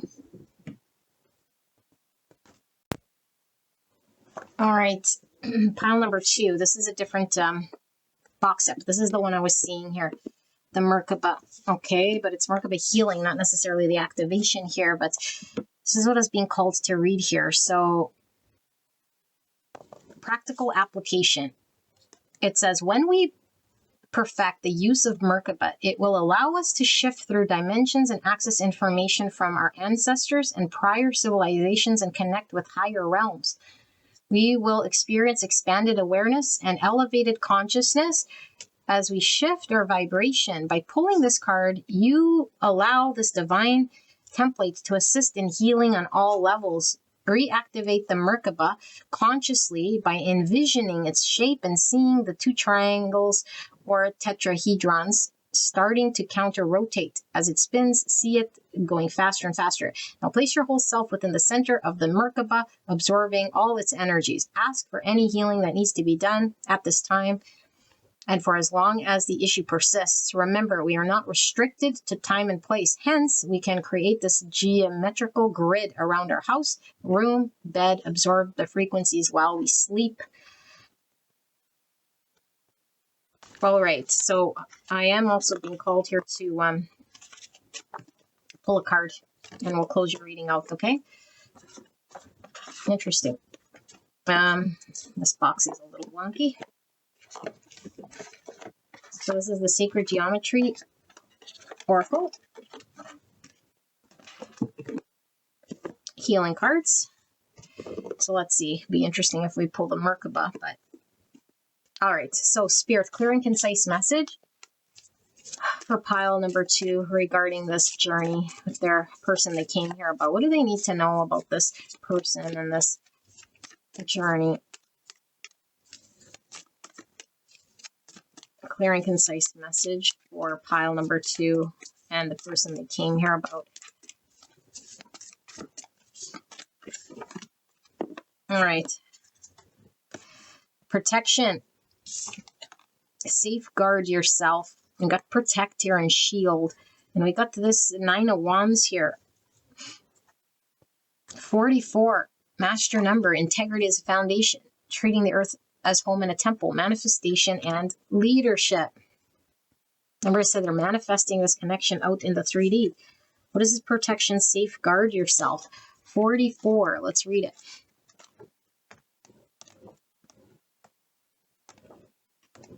It says, safeguard yourself. I am protected from negative energy and ill harm. When protection card shows itself, it is a reminder that the importance to safeguard yourself against unwanted energies in your life right now. It may also be a gentle reminder of the significance of protecting your energy on an everyday basis. There may be people around us whose vibration is lower than our own, consciously or subconsciously. These people have built-in radars and seek you out. They are attracted to your frequency and wants to have what you possess.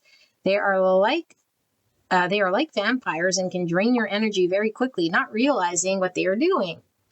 Yeah, not realizing. Subconscious, okay? Kick in the tooth. Then there are those people who seek out healing and can't manage their own energy, so they seek out yours. Be mindful of how you feel and listen to your intuition. Secret geometry. The pentagram in this card is a magical symbol. It has been used to protect against evil and shield the user's home, or when worn, guard the user against negativity. The pentagram pertains to ether or spirits, and the double circle on the outer encases and protects all within. The protection card is an excellent grading template and will work well with Raven magic to create a more powerful grid. The practical application. There are many ways in which to protect yourself, but the best way is through intention and placing etheric grids around your physical and auric fields. Carrying crystals that are specific for protection is fabulous, as it is creating grids in your home or office with intention. Number 9. So I don't believe in bad energy, okay? But I do feel like if our energy is in a lower vibration or open to lower states of consciousness, I feel like there is... What the heck? Oh, I feel like there is this energy that I was picking up in your reading about self-conscious, needing to be perfect. It's a lower vibration when we're judging. It's a lower vibration that when we cannot extend compassion to ourselves or judgment. And so I feel like if there's any judgment, if there's any inability to forgive oneself or be open to forgiveness or acceptance, I feel like then we're in a lower state of energy. Now, if you feel as though your person is in a lower vibration, carrying this energy, draining your energy, this is an unconscious energy that this person is in. And it's saying to protect yourself from this. And the only way to protect oneself from this is not to carry judgment, anger, resentments, unforgiveness, is to let go of that. Because when we are blocking, defending, guarding, that is creating the energy and the attachment. Okay, and this is where people sort of get it wrong. They think I got to guard, protect, block, put up my walls, defense. No, this doesn't let somebody just sort of siphon your energy, but it's like when you're centered and balanced and clear, no one can siphon your energy. You're balanced, centered, and healed. But if you are feeling out of balance, unregulated, which I don't feel you are based on this energy that I'm seeing, this is your person wouldn't be here if you weren't balanced, centered. I feel you're this beautiful Queen of Swords. Balanced, centered, grounded. Okay, but if you start slipping, no longer grounded, no longer balanced, this person is acting all sort of self-conscious, acting from shadow or ego. They're testing the waters because they're not sure what words to use. They're confrontational, or they're trying to do something because all of a sudden this wound comes in. They're trying to control. Then it's like, well, then you got to learn. Protect your energy in a way that's like, I'm centered and grounded. This person can't rock me. I'm ingrained in a deeper truth. And as long as I maintain the level of truth and clarity, then nothing can rock me. As long as I'm not in judgment, nothing can rock me. Nothing's going to pull me to their vibration. Okay, so I feel like there's healing and more healing and more healing in this connection that keeps unfolding as a result of where this is at. I don't feel this connection is stuck per se, but this is about where it's sort of challenged right now. And it's challenged because someone in this connection, and I am reading it like your person, like I said, is judging themselves, has low self-confidence in their ability to go after what they want, communicate what they want. They're challenged with expressing their emotions. They're used to sort of understanding themselves from one sort of aspect and one aspect only, and it gets in their way, and that's what they've experienced. And now they want something bad. They see the truth, and they're being called to manifest from this place. And to manifest this, we must create it. We must be in an energy that says, I can, I will, and I'm standing in integrity and truth. And if I can't think that I'm like this, then I start to be reactive, defensive, guarded, blocked, kicking and doing all sorts of things here. Okay, so pile number 2, this is your reading. I hope this helped you. For signs, we have Aries, Pisces, Aquarius, and Gemini, Libra, Virgo, Cancer. All right. So I'll see you at the next one. All right. Bye-bye.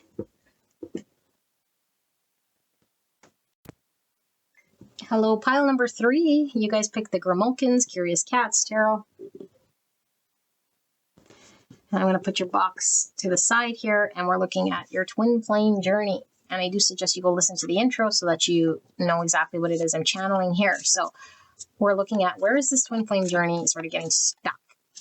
And what do you need to know about where it's at and why it's at where it's at? Is there anything you're supposed to be doing? Is there a reason why it's not moving or why it's challenged? What do you need to know at this time? So clear and concise message for the greatest and highest good of pile number 3. Please protect me and the viewer and the person they came here about for the greatest and highest good of this connection. And I'd like to take this time to thank your higher self, spirit team, spirit guides, angels, ancestors, your person's higher self, and spirit for this active divination. Thank you so much. So I'll be doing a Celtic cross, and I will not be getting into the different sort of what the different sort of positions are here, but I will be channeling the energy. You guys can definitely skip ahead.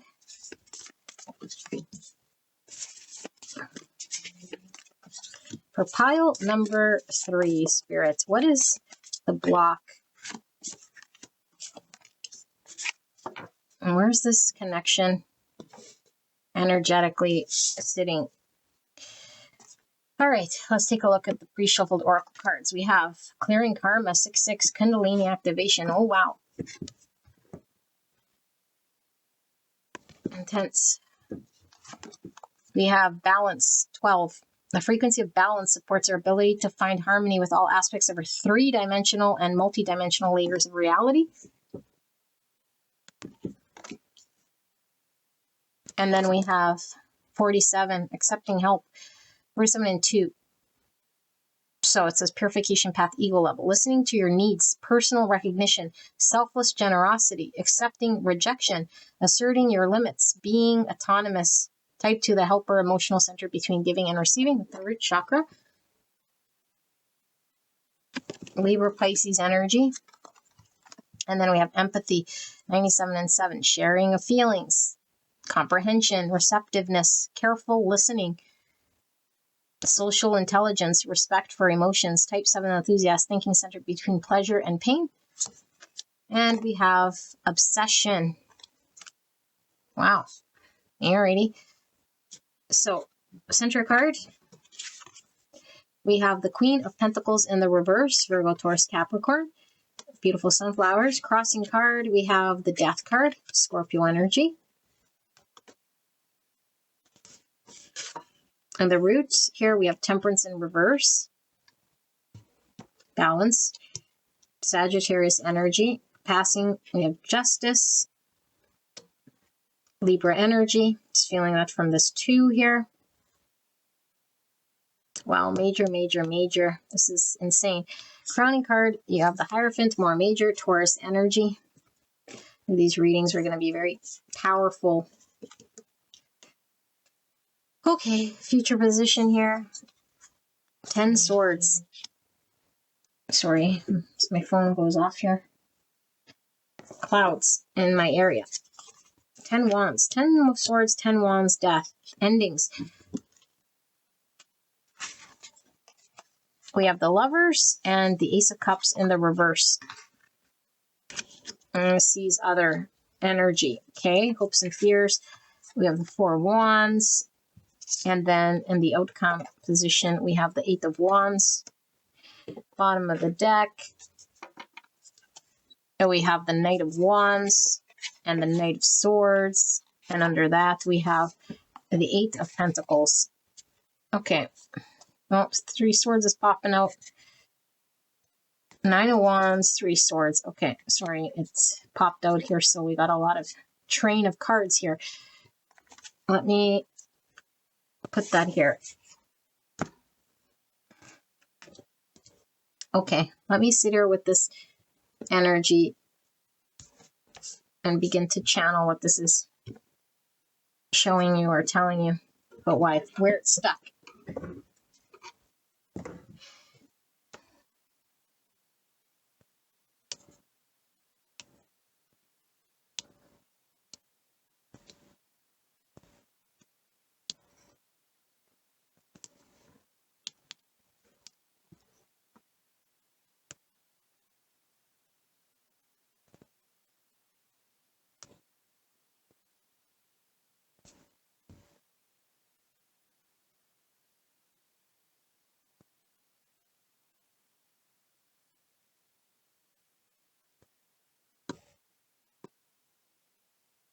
Okay, pile number 3.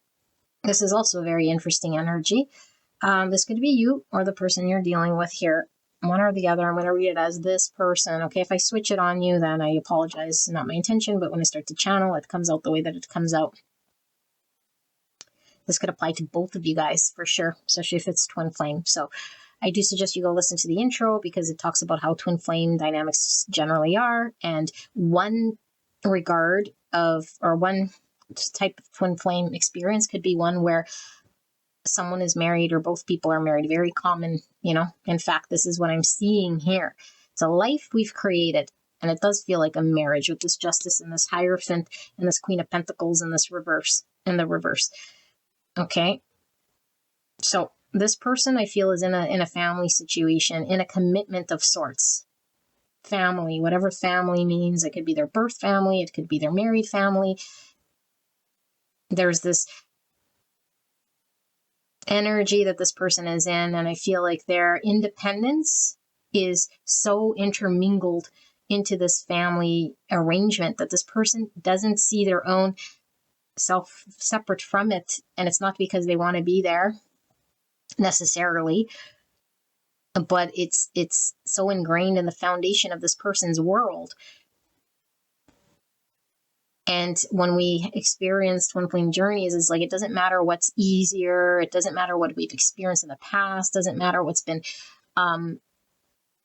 around to help us through. None of it matters. What can no longer stay can no longer stay when the experience is being lived through. And this twin flame experience of awakening is waking this person up, because I feel like this person is either in a situation in the 3D where it's like, what, they pay my bills, or this is where I live, or this is how it's been, or I got to pay this person's bills, they depend on me, and this is how it functions. It's like the symbiotic relationship I have already established.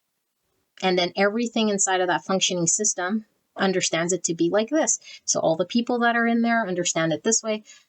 And I have my role, they have their role, and then they do their thing, I do my thing. It's understood, I understand them, they understand me. It's clear, it's understandable, it's acceptable, and it flows like this until it doesn't know more. And it doesn't know more when it's no longer the path.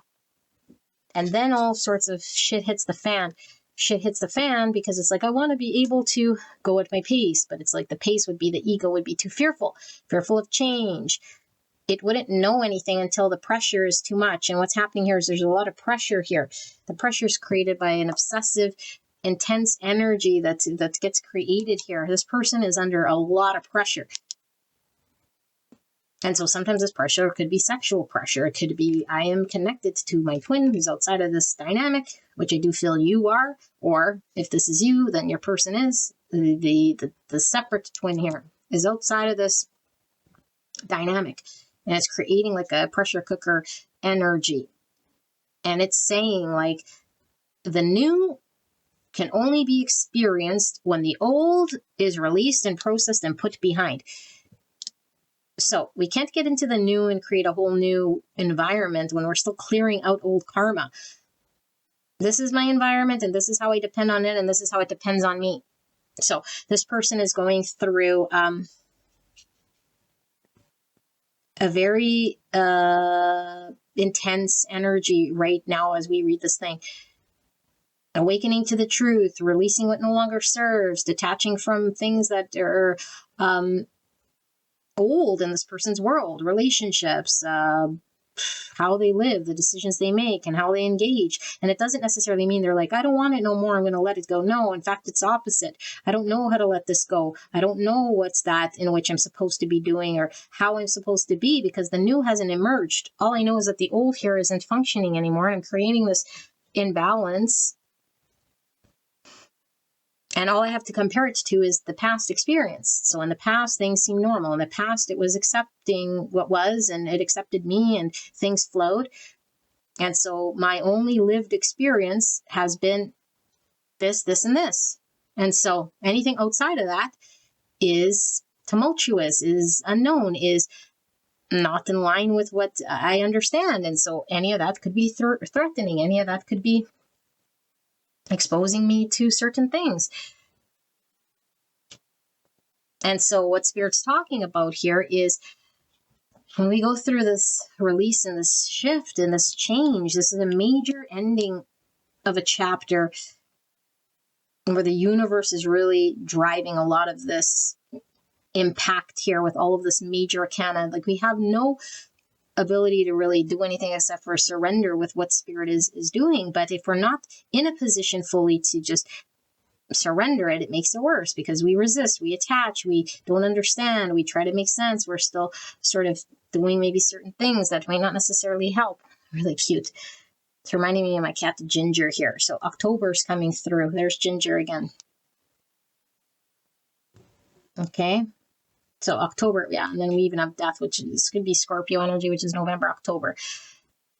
So this person has a past, a past version of them that's been established. And I feel like until this past is closed out, this karmic experience of their lifetime, then there is no ability for them to sort of open this new door. And it builds and builds, because the Spirit knows what's going to get this person to move. If it's like the twins energy here, this positive and negative polarity creates the shift in energy that we need in order to create momentum, in order to have breakthrough, in order to move beyond that in which we've experienced here. And so there's a lot of like pain that comes through, old pain, things maybe we weren't able to process in the past, and we could become very defensive.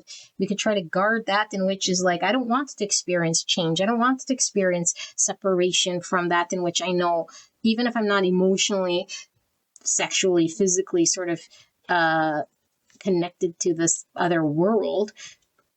This other world is my identity. It's my structure. It's my breathing life.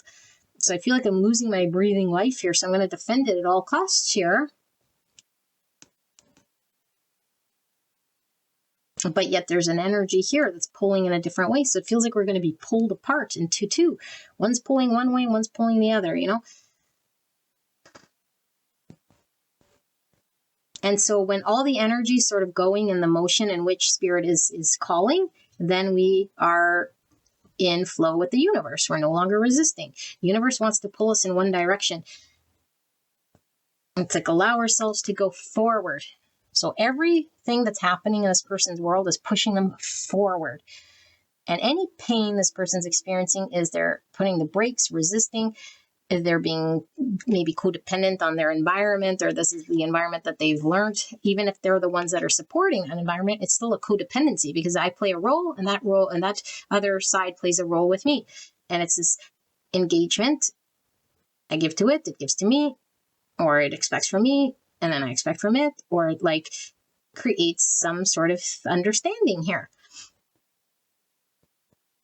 My world is shifting and changing, and I must release that in which no longer is going to be a part of this new chapter. And it hurts, and it hurts, and it hurts. So I'm going to drag it out. I'm going to resist. I'm going to be defensive. I'm going to not want to deal with it. But then I get turbulent, and then I get this pressure, and then I get this intensity, and then I carry on more.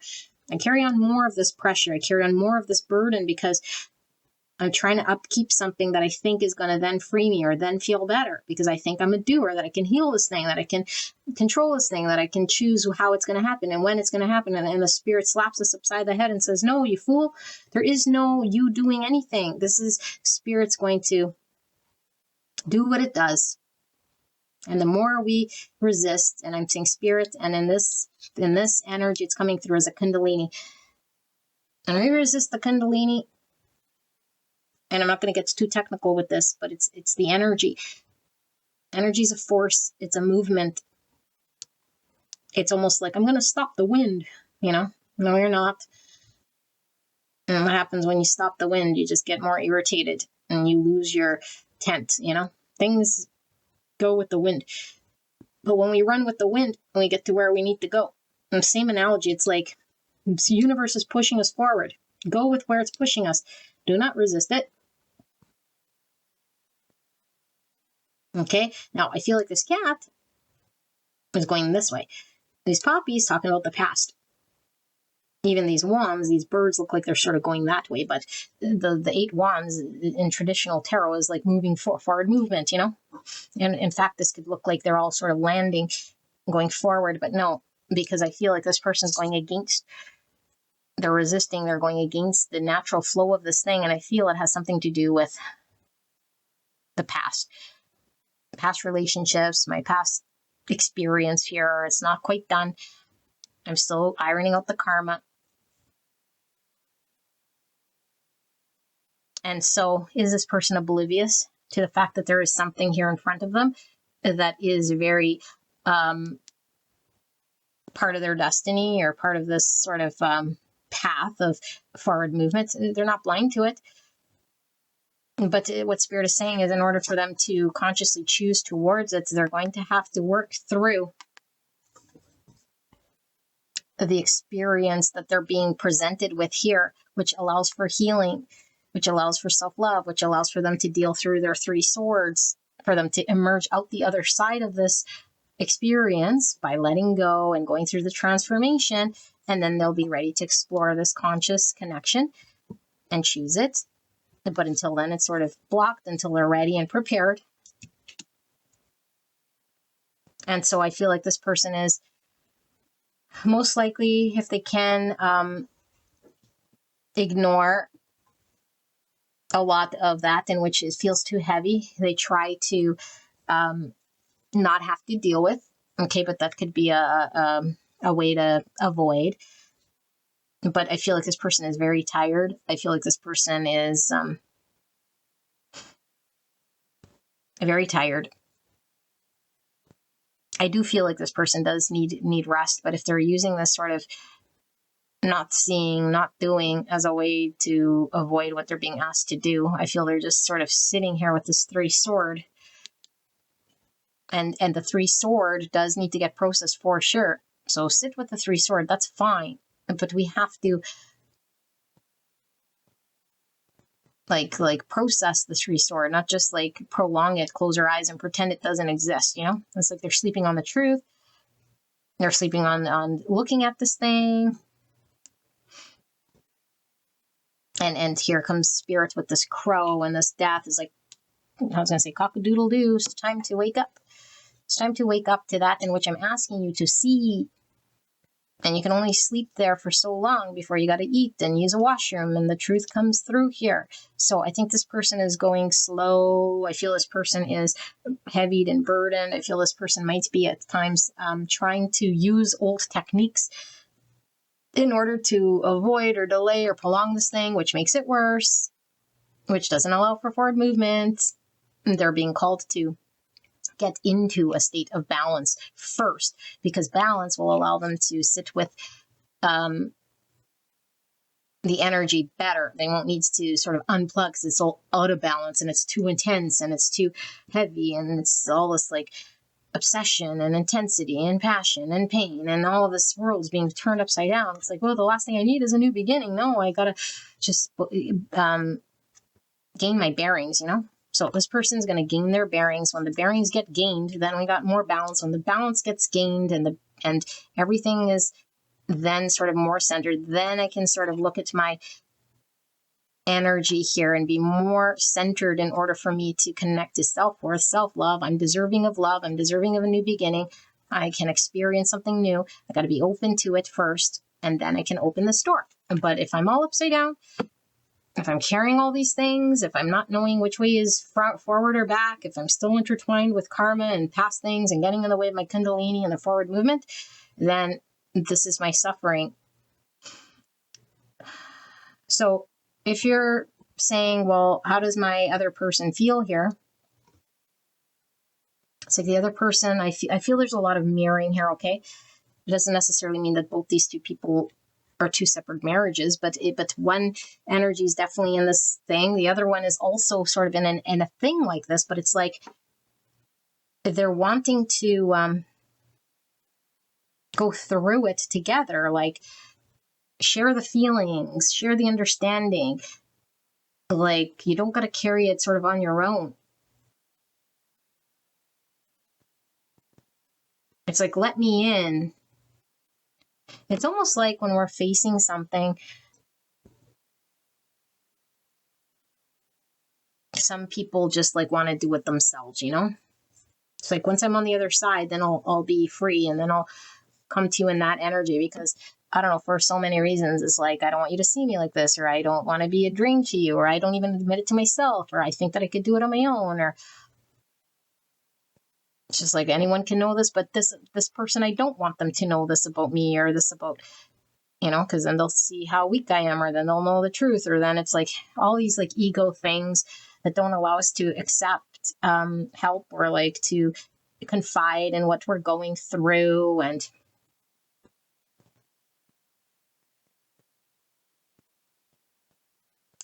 so I feel like if you're dealing with this person like this isn't taking away anything about that they not wanting to move forward. That no, it's not even about a want. This is a person who is like being called to action here, who has no choice but to sort of get there, who's feeling the intensity here and is trying to make it better so that they can take action. But the action that they're thinking that they can make better is going to be one of the ego, which if it had a choice, it wouldn't detach. It'd be very slow. It wouldn't do anything. It thinks that it would know, but it's like, no. And this is why the universe, this is the one big fat tower is happening here, you know? And so they keep experiencing the rug getting pulled. And so I feel like there's tower energy happening repetitively when this person gets stuck in there. Well, I'm just going to pretend then, okay, that was like a blip or something, you know?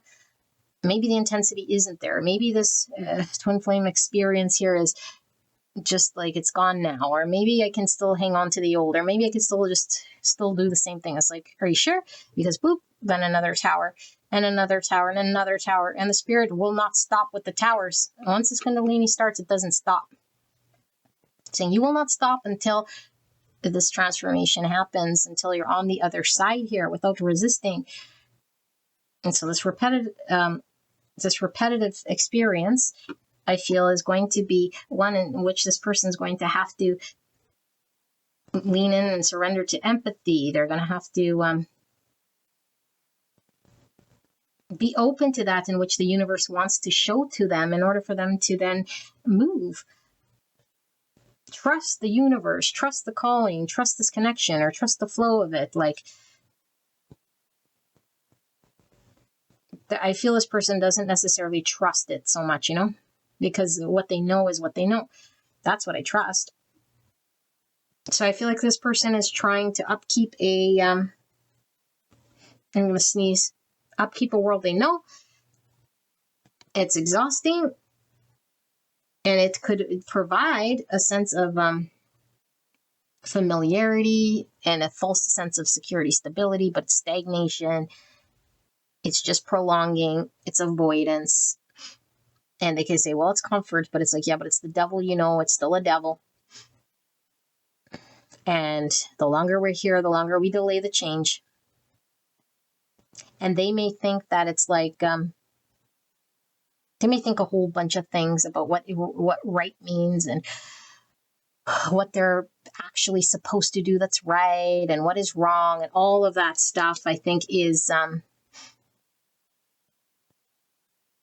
It has to be let go of. Now, of course, we don't just throw our whole sort of morals and start like murdering people because there's no ethics, there's no morals, it's just all a free for all, nothing exists. Like, no, our heart knows the truth. Right and wrong sits in heart. Okay, no, it's not right and wrong. It's like aligned with truth, or that in which is aligned with the darkness or the shadow or the distortion. Murdering people, evil, and all of that stuff's distorted truth. It's absence of God. It's the absence of truth. This is the awakening. The universe said, you're awakened. Time to go. But of course, the universe is graceful, but the universe also sometimes has no care of what the ego wants. If the universe listened to the ego, this person would be here forever. It's like, no, this part of your journey of the past needs to be put behind you, no matter how painful, and it's only painful when we resist. Let go of it.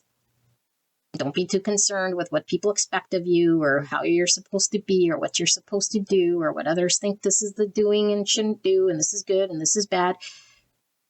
So this person's healing this deep wound, you know. They might have a very strong tie with family and community and what these people think and what they want from them.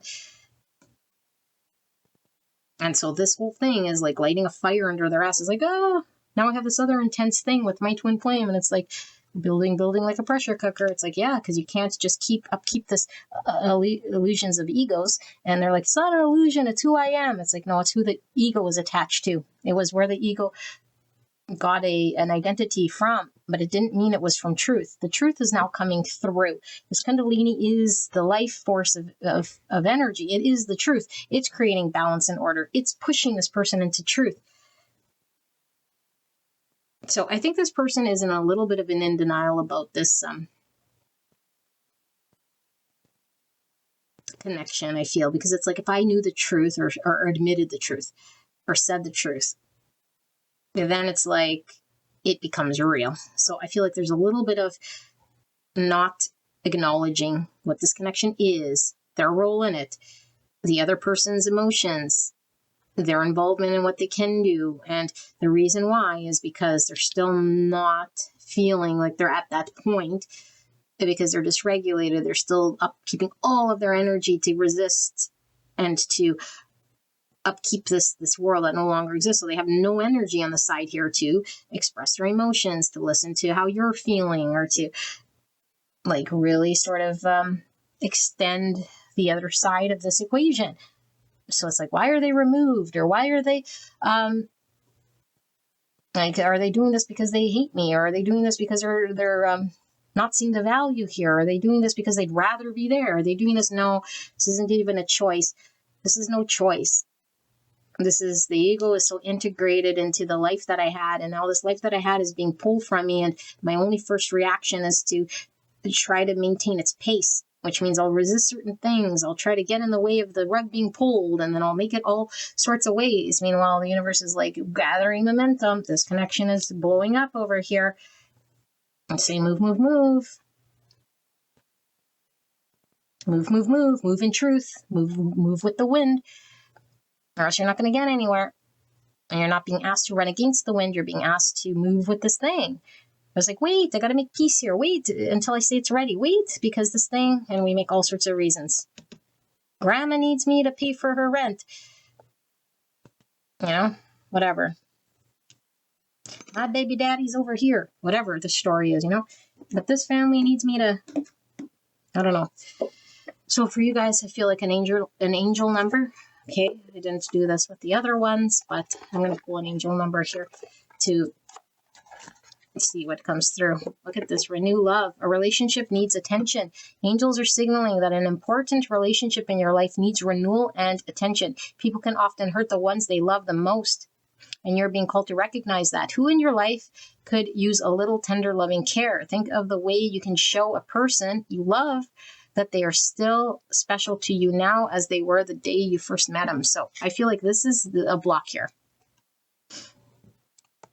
Why? I don't feel this is necessarily your energy here. What it's saying, this person is being called to accept this connection, not to resist, and that the energy that they're putting into keeping the old life is being removed from the new life, from this person over here who's on the other side of this Lovers.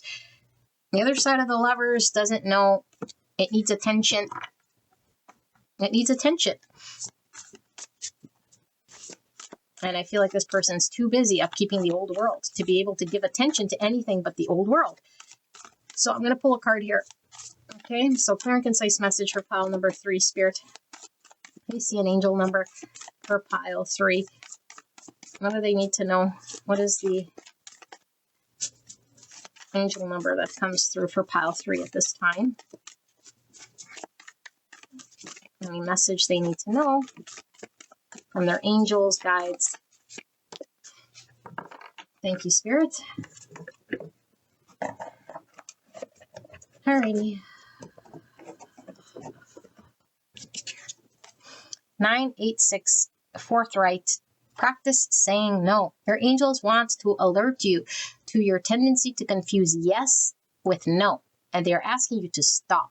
People know you have a hard time not doing what they ask you to do, and they have been taking advantage. It's time to say no confidently 10 times today. Look in the mirror and practice a way of saying no. So, if this person doesn't want to leave this world that they have, and they want to come into your world because of this obsession, so, but I don't want you to go. But I don't want that to go. And now I'm doing this regulation, and you're still here. And so then I get my fill, but I don't want to let go here. And then it builds up like a pressure cooker. Now I'm here again. But then I don't give you empathy, and I don't give you the attention that it deserves, and renew this thing. And then I go back over here. And I come back. And then who pays the price? The one over here. Saying, well, what the hell? Or are you going to let go of that thing? But it's like, no, if I can have both these worlds, then I'm not really pressured here to do anything. Now, of course, to pull her energy away in order to get them to let go and shift is not suggested here, because that will blow up right in your face. But what this is saying is when you're feeling taken advantage of or for granted, a no must be solid. It's like, no, this is what I need. I need attention. I need empathy. I need care. I need to share my feelings. I need you to respect my emotions. I need whatever it is that I need here, not from because you owe me this, needing this, but if I am going to choose to be in a connection, I need reciprocal energy. I need to be acknowledged. I need respect for these emotions. And so it's communicating that in which is truthful, but not that in which my ego is wanting in order to create a different outcome. Because if it comes from ego, this person will know right away, and it's not going to help. But I do feel your card came out for a reason with that's practicing no, because maybe it's like, then I feel bad, then I feel taken for granted, then I feel like I've, like it's just like a perpetual sort of stuck energy here. Because this is a very stuck energy here that's resisting change, that has an understanding that their 3D world, it needs them there, and that they need to be there, and the family and the grandma and everything here, and what will happen, and it's like, no, it's going to end eventually here. It has to end. I mean, everything ends eventually, but this is in the future position, and I feel like this world that I have been living is coming to an end, and I'm resisting it come hell or high water in an energy that's so exhausting and so tiring, and mostly because I could feel the intensity of this twin flame energy. And this twin flame energy is like it's like the act of the universe. It's getting me to move. Okay. Pile number 3, this is your energy. Your reading. Maybe it is your energy. This is your reading. I hope this helped you. I love you guys very, very much. I appreciate you guys to be here. I do suggest you go take a listen to pile number 1. This might be relevant to some of you guys, okay? I'll see you at the next pile, or I guess at the next reading. All right, bye-bye.